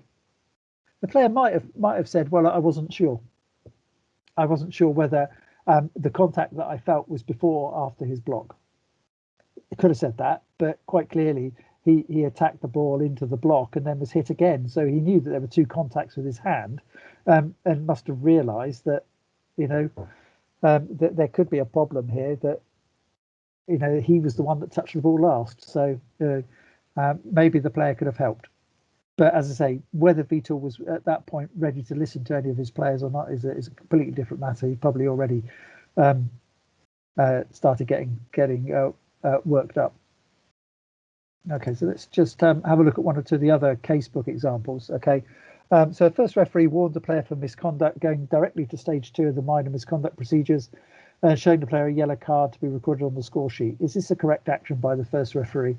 So we've talked about this a lot, about, you choose the right level for when you need to. So absolutely, if the referee judgment is that yellow card warning is appropriate, yellow card warning it is. The second referee observed an attempted deception, a blocker pulling the net, and whistled for an attacking team to win the rally. The first referee then signalled a warning to the player by using a yellow card. Is this the correct penalisation for him or her? Anybody got any thoughts on that one?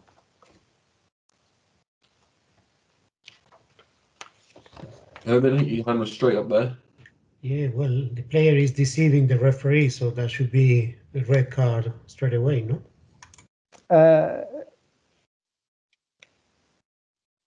Yeah, absolutely. So the sanction point here is that this is deception, and therefore this is rude conduct. There is no case of this being a warning. You don't get 2 attempts at deception before you get a rude conduct. The first attempt at deception wins the race to get the penalty. I think the other one that you hear sometimes about deception is the team that's attacked the ball calling out when a player is deciding when they're going to play a high ball or something.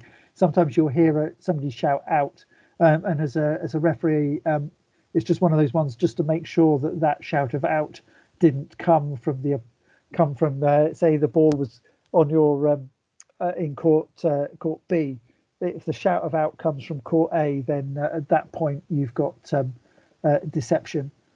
Similarly, when players are trying to hoodwink the second referee into where they were standing at a positional fault, if you say you're out of position, player, and the player turns around immediately and goes, yeah, but I'm front court, or something along those lines, just to create some doubt in the second referee's mind. This is deception. and should be appropriately sanctioned. So players should understand that it's not, let's not create as much doubt as you possibly can in the referee's mind, so that they then are unsure of their decision. That is trying to deceive, and you need to deal with it as you see fit. 6.3 then, the coach of A stood up at the end of a rally and waved his arms in a manner suggested disgust with the referee's decision. Is this allowed?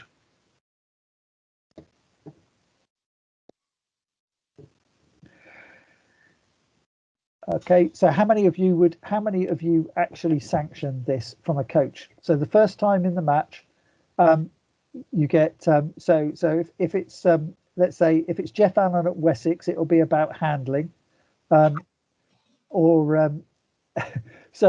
he'll be waving his hand. So the first time it occurs, how many of you actually deal with it the first time it occurs, or do you just go, coach, calm down, that's enough, or do you go, captain, look, go and tell you, because you do it once, as Lenny has already told us in his defence of coaches' behaviour, that coaches will continue to do something unless you tell them to stop it. So the coach that remonstrates, if they get away with it the first time, you can bet your bottom dollar they're going to have another go. And until you stop it and deal with it, it's the same with the player on the court. The player talking to you. If you tell them the first time, player, you're not allowed to talk to me, go through your captain. Second time, you've got to sanction it. Unless you do so, they will continue to do it every single time until you deal with it. And therefore, this is why I kind of said at the beginning, the way the FIVB wants, they've introduced the yellow card, the warning, these things, to allow the referees to set their stall out right at the beginning of the match and say, look, I am not accepting this stuff. And if you want to start the match on a yellow card in the very first few points of the game, then your team, when things get tense at the end of the match, then your team could potentially be receiving penalties for rude conduct that otherwise would have been sanctioned with a warning earlier in the match. So, this is one of the things they say that teams understand. As soon as they've got to the level, they stop. Then they stop, and then they focus on playing the game. So they know that the referee's going to deal with this. Therefore, there's no point in me doing anything else. And this is the same for coaches. Until you deal with them the first time, they're going to continue doing it, as Lenny has already told us. Between sets, a penalty for rude conduct was given by the first referee to Team A, which had the first service for the next set.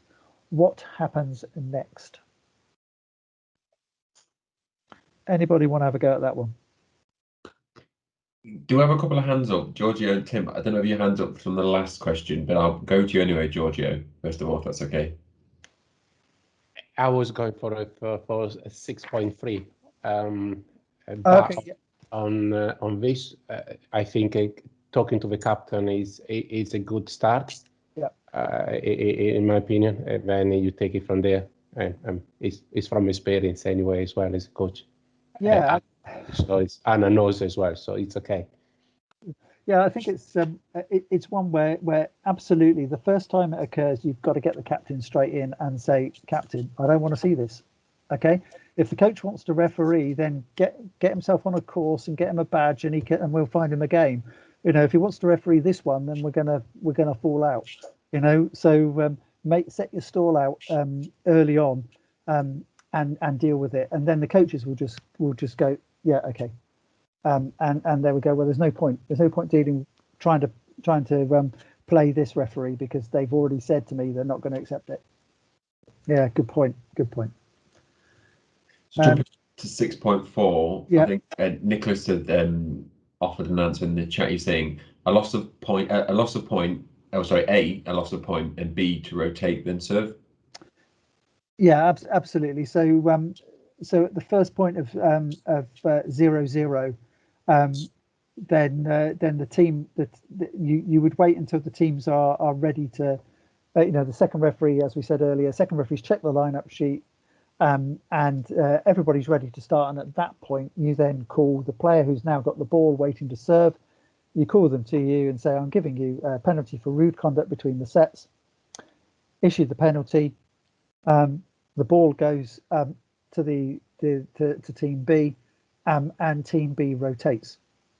And you just need to make sure that when you give a penalty, that the second referee has checked that the team that should have rotated has rotated. Okay. That if they should have done, because obviously a team that's already serving that receives the other team receives a penalty, then nothing happens. But if they were receiving and the other team receives a penalty, then obviously they're going to win the ball. So you just have to make sure that it's done, and particularly when if you're giving penalty to the two teams at the same time, maybe you've got two coaches that have had a pop at each other, and you think, right, I'm going to settle this with a rude conduct of both coaches, and then what you do is you determine, right, the team that's serving, I'll deal with them first. So you give the penalty, you make sure your second referee has recorded it, you make sure that the other team has rotated, and then you give the other penalty, and then you wait and make sure that the second referee has recorded it and that the team that was serving before has rotated. Because in those situations, it's very easy to go penalty, and the teams stay exactly as they are. And then they are one position out of rotation, both teams.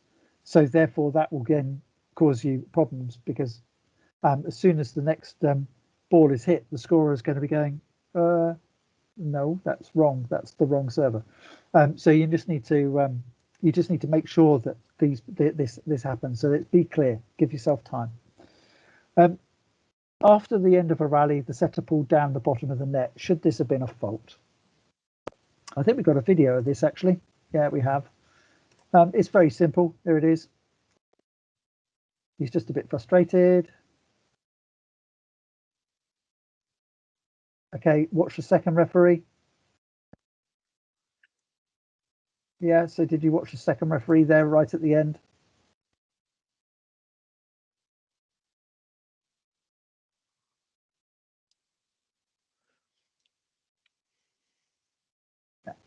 So they're just reminding the player that don't do this. Yeah, just don't do it. It's not. Yeah, and if it continues, then obviously you're going to have to deal with it. But the first time, fine. But if you get players coming up to the net and intentionally just snagging it just to make a point or frustration, then that's different to this. This is a player that's a bit frustrated that they haven't done what they needed to do, and the net just happens to be close enough for them to hang on to. You just tell them don't do that. But if they hit it in any other way, then you deal with it and just say, look, if I see that again, that's minor misconduct. Okay, we don't need to see this again. So just a couple more from the casebook then. A player walked towards the first referee, gesturing wildly and shouting at him, even after a warning. How should we consider this action?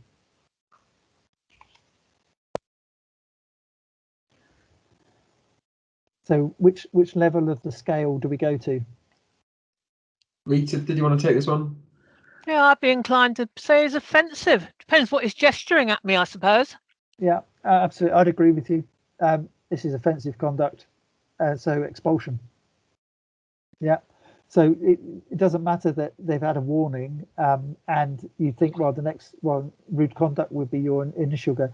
This is a player that's this is very similar to Wallace, in fact, very similar. However, in that situation, the referee decided to go rude conduct first. But under the rules, the definition of the rules, using defamatory words or gestures is offensive conduct, and therefore the player should be expelled. A player was expelled directly from the court with no prior warning. How should we regard a subsequent minor misconduct from any other member of the same team?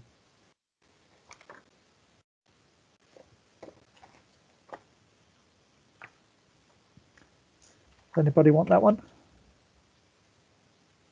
Herman, did you want to take this one this time?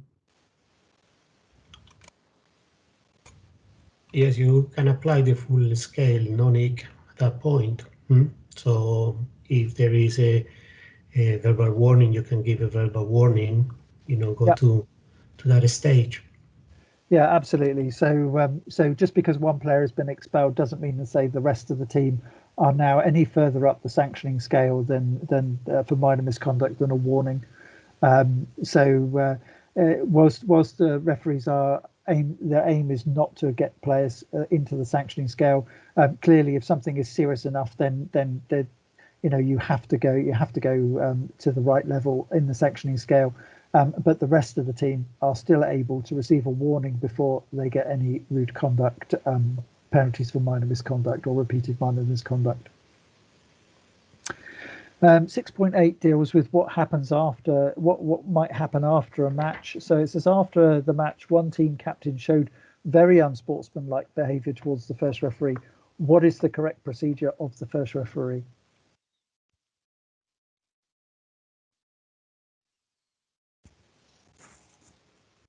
Anna, your hands up there. Would you like to take some? It depends what the captain has done, but until the score sheet is not signed by both referees, you can still give cards and warnings, and so you just need to record it on the score sheet as well. Yeah, I think this is one where I'm not a fan of sanctions being given after the end of the match, after the match is ended. Yeah. So I think even if it occurs when the teams are shaking hands or something is said to the referee when the players come and shake their hands, sometimes that happens. They can't wait. I think at that point the match is ended. I would make note of what was said. Make sure your second referee or your first referee knows that was said at the time and make a report. And deal with it that way. As I say, I'm not a great fan of there being sanctions given after the match. But as you quite rightly say, until the score sheet actually is signed off, there is potential to do so.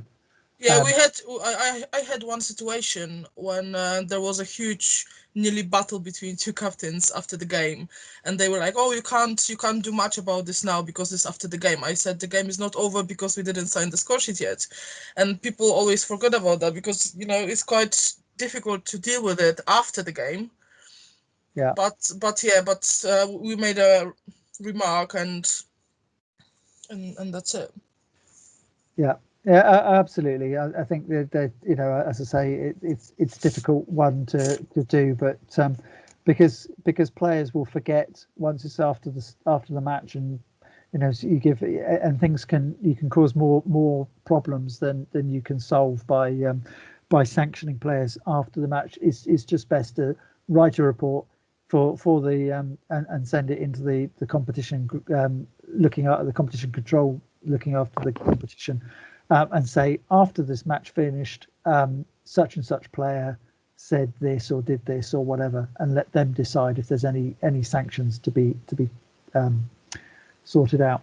So 6.9, the libero replacement was sitting on the. Nick. Yep, sorry. I actually refereed a game with Richard Burbage, where the captain came up to us after the match and said, "Have you signed the score sheet?" Yes. Does that mean I can't get a card now? Yes. And then proceeds to give him a mouthful.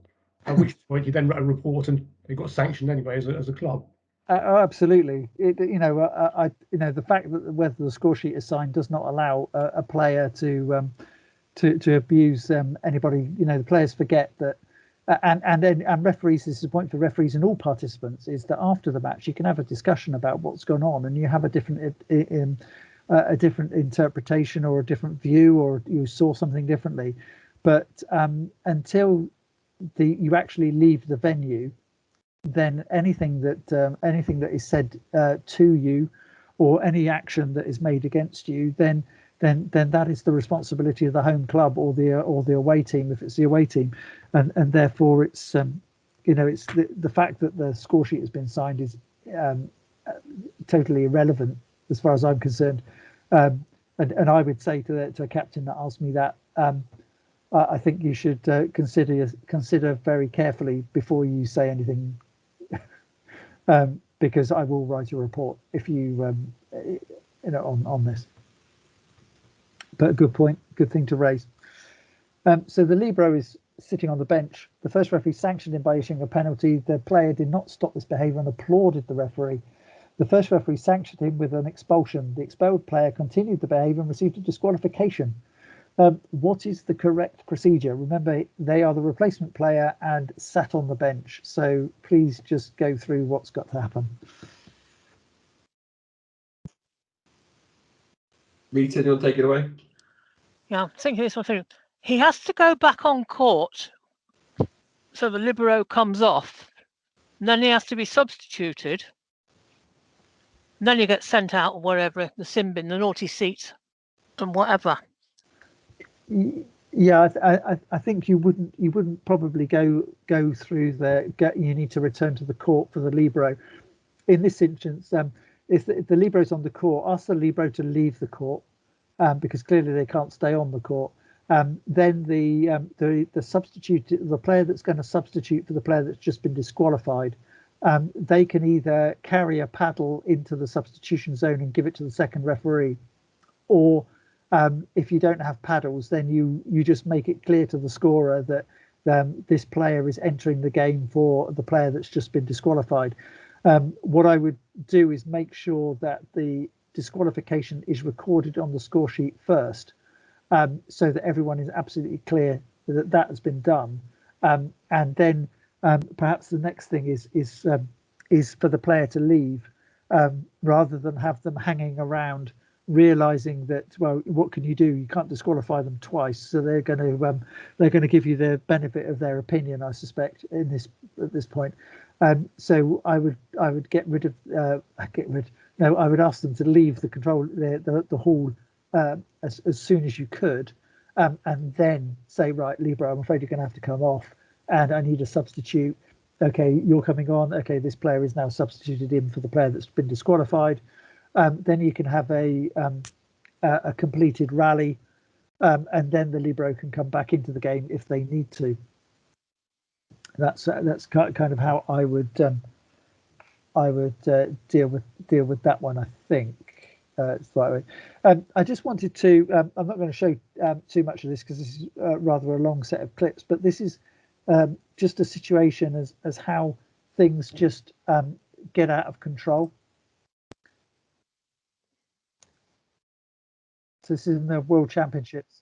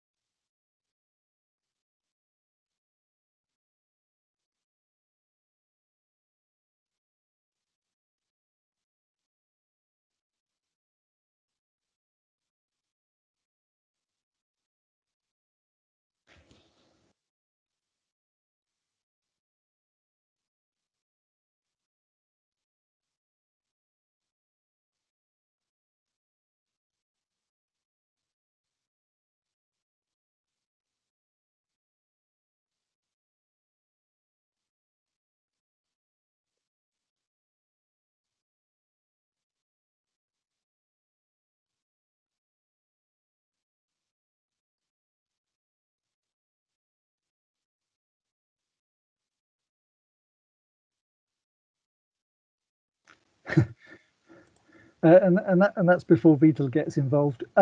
So in this case, you can see that there's a bit of tension there between a couple of players. You know, this is obviously a pressure game, Poland, Serbia, and the point is they're just simmering to that point whereby it doesn't take much for them to get annoyed with the actions of one of the teams. So, you know, one of the teams wins a point and, you know, and go, hey, through, you know, has that sort of swagger about them.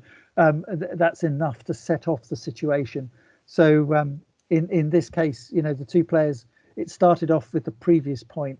And the Serbian player obviously knew that the Polish player was just at that point where he was just about to to lose control. So he just pushed him to as far as he needed to get the response. So let's go and see what the response of the first referee was to that. After that, the first referee is from Brazil.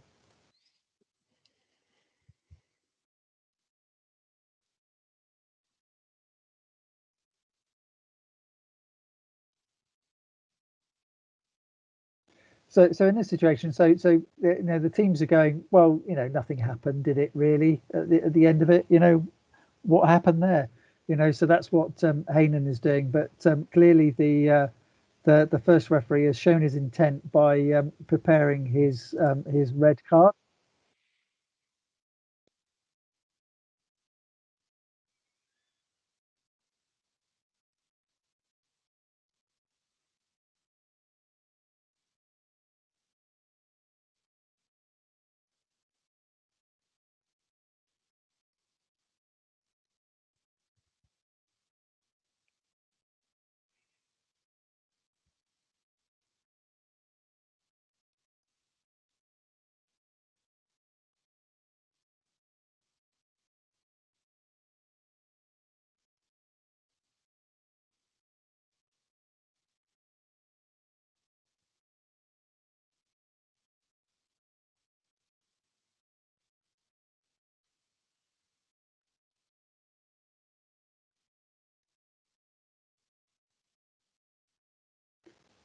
So in this situation, the referee has decided that, you know, both whilst the response was by Poland, the response it was caused by Kovacevic here in the on the Serbian team, and therefore he was sanctioned as well in that particular play. But this is an example of, you know, you think nothing has happened here. So what has caused these two players to suddenly ignite? And that's part of the referee's response of identifying when a player is getting close and just being watchful that the player is that you can either get an opportunity to call the player to you and say, no, look, you know, if you don't calm down, we're going through the sanction scale, and you know, just trying to keep a lid on what's going on. I'm not sure that whether you're able to hear the commentary that goes with that clip.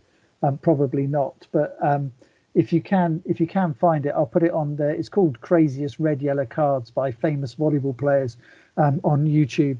The commentary is Clayton Lucas, who gets very excited at the sight of a red card being used. So that shows that how few and far between they are at that level of play. So I think that's all I was going to go through. Actually, is there anybody got any more any questions they want to ask or want to ask at this point? There's a few hands up, Nick, and then there is a question from Tim that came in ahead of the session. So I'll just start from the top if that's okay. I didn't see the order in which the hands went up. So Rita, do you still have a question? No, sorry, my hand's still up from before. Take it down. Nice, easy one. Giorgio, do you want to jump in? Yeah, quick, Nick. On the Serbia and Poland, I couldn't see the score, so maybe was at the beginning of the game or mid of the games. But I thought maybe, you know, getting the captain closer, have a word, probably was the best, because again, this is normal. It's a part of the spectacle of volleyball.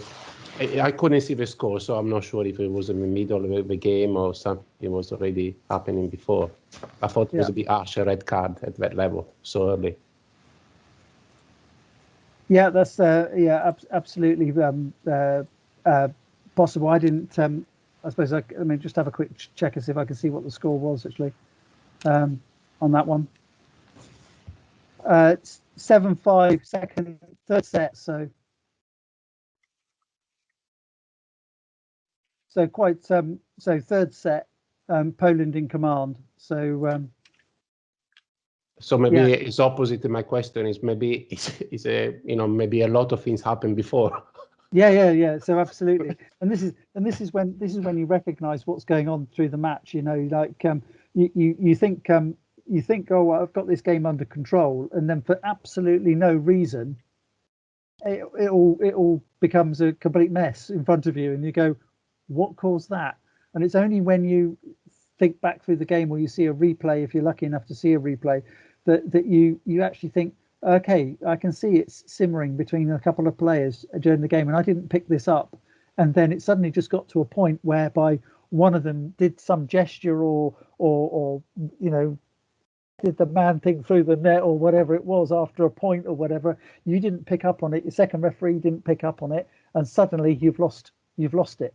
The game is, the control is gone. So it can be just something very small that causes it. But if you do spot them, then early on in the game, see a player that's is getting a little bit worked up, then it's best to just captain player. Look, either you calm down or I'll have to deal with you, and try and deal with it. Thank you. Not easy. Every situation, every game is different. So it's not. There's no one approach to use in every situation. You just have to try and work out what's the best way of dealing with it for the game that you've got, and the level of the teams, the experience of the teams. Mark, I think you're next up there. Do you want to ask a question? It's a couple of aspects of this, but people speaking in a language that you don't understand. And so, I mean, I was a long time ago, but I was playing, and we had a Polish guy on our side, and the Polish guy on the opposition it wasn't just one comment. He was constantly being rude. And the Polish guy on our team is a robust personality, but he was like getting really upset about it because it was strong language, and the captain reported it to the referee, but the referee didn't really know what to do about it. So there's that aspect of it, and sort of then what if someone is talking to you, but they're not gesticulating in a contemptuous way, they're not outwardly showing, but they do make comments to you as when you're the referee, or perhaps to other officials, and damn well that they're swearing at you just because of the slight intonation, but you couldn't really 100% say, is it acceptable? What do? Do you do a warning, call the captain over, or just? I think in those situations, I think when it's obviously clearly being said in a foreign language, you could just take the view, well, if you were saying something good, why did you use a foreign language so that everybody else couldn't understand?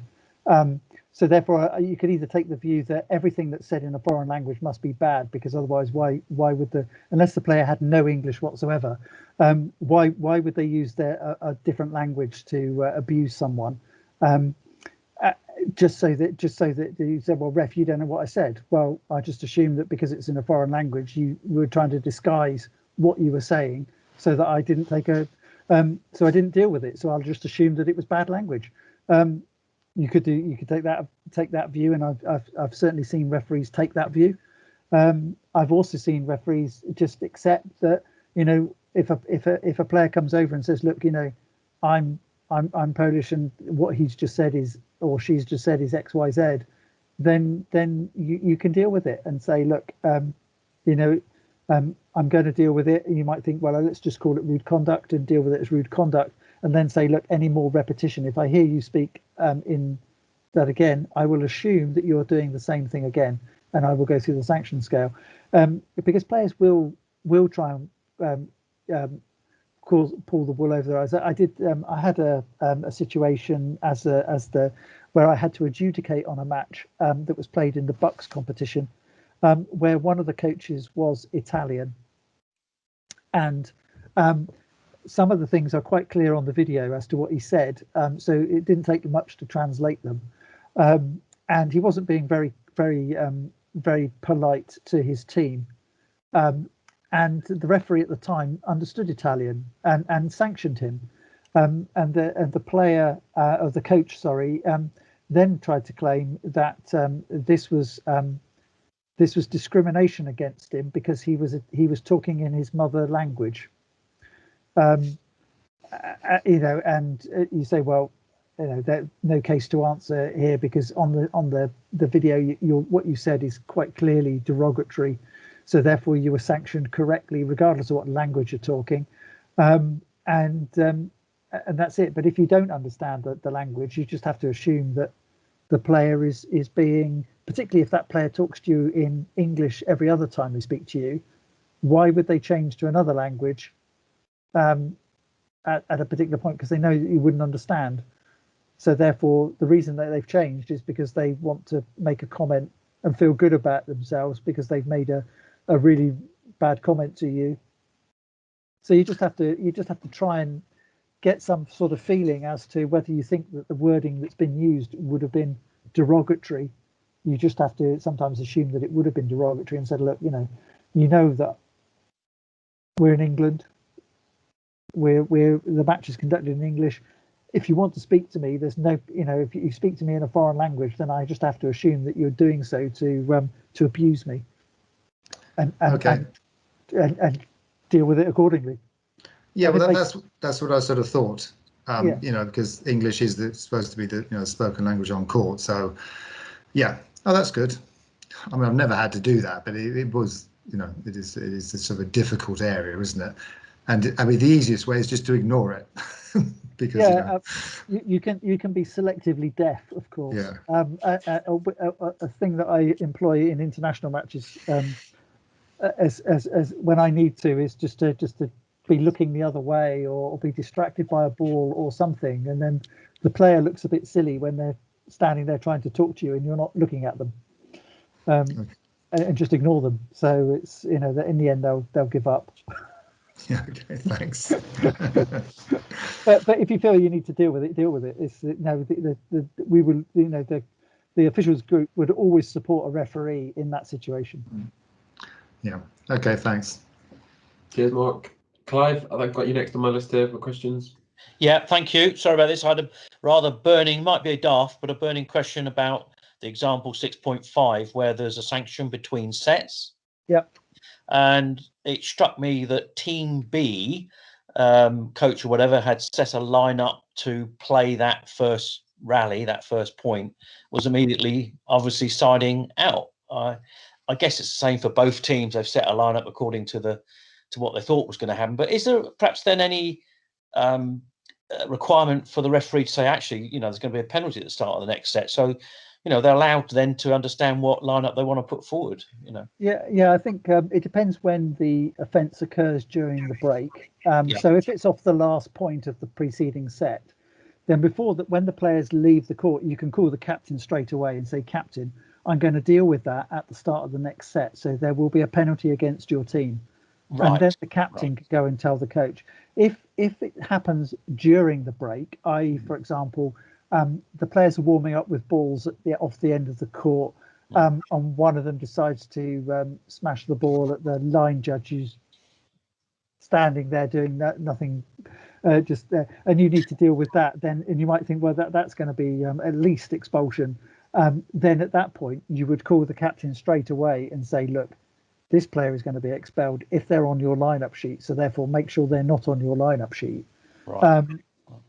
So there are different things. It does the guidance from the rules of game and refereeing commission is that if it's expulsion and disqualification, you have to tell the captain immediately to enable. But these days with electronic tablets and things, the fact that the lineup is probably already sent in before you can even get a word to the captain. So I'm not sure how much it helps, but at least they know they've got to prepare themselves by going, okay, well, I can't do anything about it now because they're on the court, but at least I can make sure that the player that I'm going to have to use is ready to go as soon as you've issued the disqualification or the expulsion, so that player's not in the warm-up area with their jacket on, not having warmed up properly, or they're they're not ready to come on.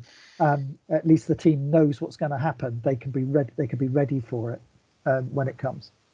But Nick, there's no need to tell the other team that. No, and in actual fact, you shouldn't tell them. You shouldn't tell them. What? Oh, so just clarify that. So that was my query, really. So the offended team is obviously aware, but the team that's not sanctioned is not aware. Yeah, absolutely. If it's just a penalty point, just a red card, just a penalty point for some reason. if it's a penalty point, then It was rude or something. I don't know. If you get the opportunity to, if it's the last point, you can tell the captain. You don't have to tell the opposing captain. There's no need for him to know. Even if it was disqualification or expulsion, there's no need for them to know. So therefore, if you call the captain on and say, look, just so that you're aware, don't make any gestures about the fact that it's going to be what you're going to give. So don't use hand gestures that sort of say disqualification. Don't do that. Just tell them this is what's going to happen. And then the other team cannot gain any information from that could help them. Yeah, good point. So only the sanction team. Yeah, absolutely. Okay, thank you. Yeah. Thanks, lad. I'm just going to come to a question that Tim sent in advance, if that's okay, and then I'll come to you, Nacho. So in advance, Tim was asking about rule 21.1, and in 21.1 it says that by issuing a verbal warning, you have to issue a verbal warning through the game captain. And Tim has asked, is it permissible to also call over the offending player and give them the verbal warning to the game captain, so the player hears it as well? This way, the player has got the information, and there can be no confusion. Yeah, you can do that if you want to, or you can just simply tell the game captain and say, look, number 6, this is what they did. You need to go and tell them that is not acceptable, and you can support that by the captain's in front of you. You can point to the player, and then use the universal "I'm not accepting any more of this" type signal, and therefore everyone's going, oh, okay, number 6 has done something that is not acceptable, and therefore so it's quite clear. You can do it through the captain and say, captain, go and tell number 6 this is not acceptable, and then tell them what it is. Or if the player's close, go, captain 6, come here. Right, if I see you do that again, then this is the consequence of that happening again. All right, okay, captain, this is what happened. Right, make sure your team are aware. And you don't need to be long. It doesn't have to be a long discussion. Certainly not a discussion which requires the captain to start asking questions of you. It's a discussion which says, this is what I saw. This is what's going to happen if it happens again. Go away. Not quite as abrupt as that, but you know what I mean. I think we've touched on your second question here, Tim, which is about sort of good manners and moral principles. That was touched on earlier on. But Tim's last question is saying, so if a player or players shout jump or float when the opposition player is about to serve, should this be considered rude conduct and so straight away to a red card, as it could be construed as trying to put the player off and thus an action contrary to good manners or moral principles? If you follow that. I suppose this is one where it's the same as it's like the players in the back row having their hands in the air, isn't it? This is one of those ones whereby the first time it occurs in the set after the rally, call the captain. I don't want to hear that again. Okay. If your players don't understand what each server on the opposing team is going to do with the ball from the way they're stood or how they're going to stand, then there's not a lot you can help them with. You're the referee, not a coach. But the key thing is that just by shouting out at the point of service is deal with it straight away. First time it occurs. The other point that I would make to that is the fact that if you did have a crowd, then you can't control a crowd. So the crowd could shout at the opposing server when they wanted to serve the ball. But certainly the team participants shouldn't be shouting at the moment of the serving of the ball. So if you've got somebody in the warm-up area that shouts all the time, then first time which player it is, you deal with it and say, look, you're a participant in the game. You're trying to put the opposing player off. That's quite clear. Any more, we're going through the sanction scale. Awesome. Thank you, Nick. Hope that answered your question there, Tim. And then there's one last one from Nacho. You've got your hand up there, waiting very patiently. Thank you, Nacho.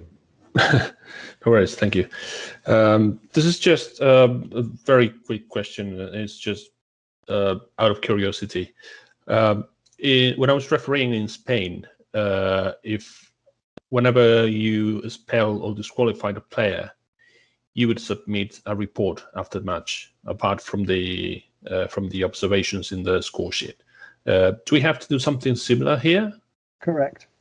Yeah, you do. So if you expel or disqualify a player, then you have to write a report to and send it to Martin Shakespeare, within I don't think time. I think it's either 48 or 72 hours at the end of the match. But it's always best to do it as soon as you get the opportunity when you get home, because that's when your memory is best of what exactly happened. And be clear about it. Don't put opinions about what such and such should have done or shouldn't have done. Just state absolutely factually, this is what happened and this was my response, and this is what happened afterwards, and just need to send it. So I think I've only had to write one. I've never expelled a player. I have disqualified a player. It was the Romanian guy that played for Polonia, Korea. I think his name was Korea, wasn't it? For aggression. The fact that he was wound up was no defence. He went under the net. It was against that the guy that plays for Mallory. Can't think what his name is. The one that winds everyone up. Is it Guy? No, not Guy. Anyway, it doesn't matter. But yeah, through the net underneath. And so it was just a case of saying to the second referee, I want you to write down everything that you remember from it, and I'll write down everything I remember from it, and then we will then send both versions to Martin, and he will then deal with it from there on. But yes, expulsion and disqualification, you need to write a report. Yeah, I think, Nick, it used to say in the NBL handbook there was a form we had to fill in, but when I went looking for that form didn't actually exist. So the answer was just to write a letter or something. Yeah, I think just. I know I chased it with Martin, and he said it didn't exist. Yeah, and an emails will suffice. Just the basic details of the match, when it occurred, what the result of the game, what match was, and that sort of thing.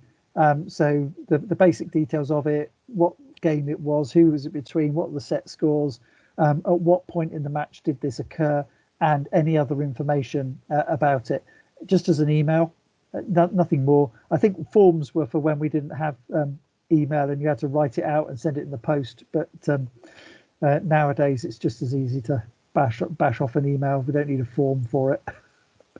Thankfully, in international volleyball, you now in the CV you have to write a report for a rude conduct sanction. So that's probably another reason why there are very few of them, because the referees don't want to write reports, because they know that then somebody's going to go back, find the match on the internet and watch what happened, and normally that then leads to the referee being told, well, you didn't do a very good job there, did you? So very rare rude conduct sanctions in CV for that reason. But anyway, that's an aside. This area is always one where you need to just apply your own standards. Yeah, and as Lenny made a very good point earlier, is it's not about how you perceive perhaps a situation. Just think of all of the referees that are going to come after you that have to deal with the same behavior because you didn't. Yeah, and just and bear that in mind, that the next referee might be someone who may have a bad experience and may walk away from the game and decide, do you know what, I'm not refereeing, I don't need to put up with that.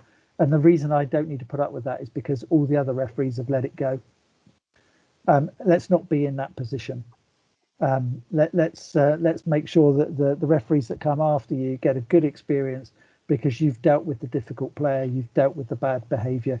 The players understand. It's all about education, isn't it? You know, some players might go, really? Is that? Oh, okay. I didn't. Sorry, I've been doing it, but I've been, But sorry, ref. Thanks for telling me. I won't do it again. That'd be my view. Anyway, but as I say, it's we've had a good chat there. I think that's great, and some good video to look at. Let's hope none of those videos occur in anything that you have to referee. But I'm sure that if they do, then you will have the tools at your disposal to deal with them, shall I say. So last question from Anna, and then I think that will probably be it for tonight. Sorry to keep you.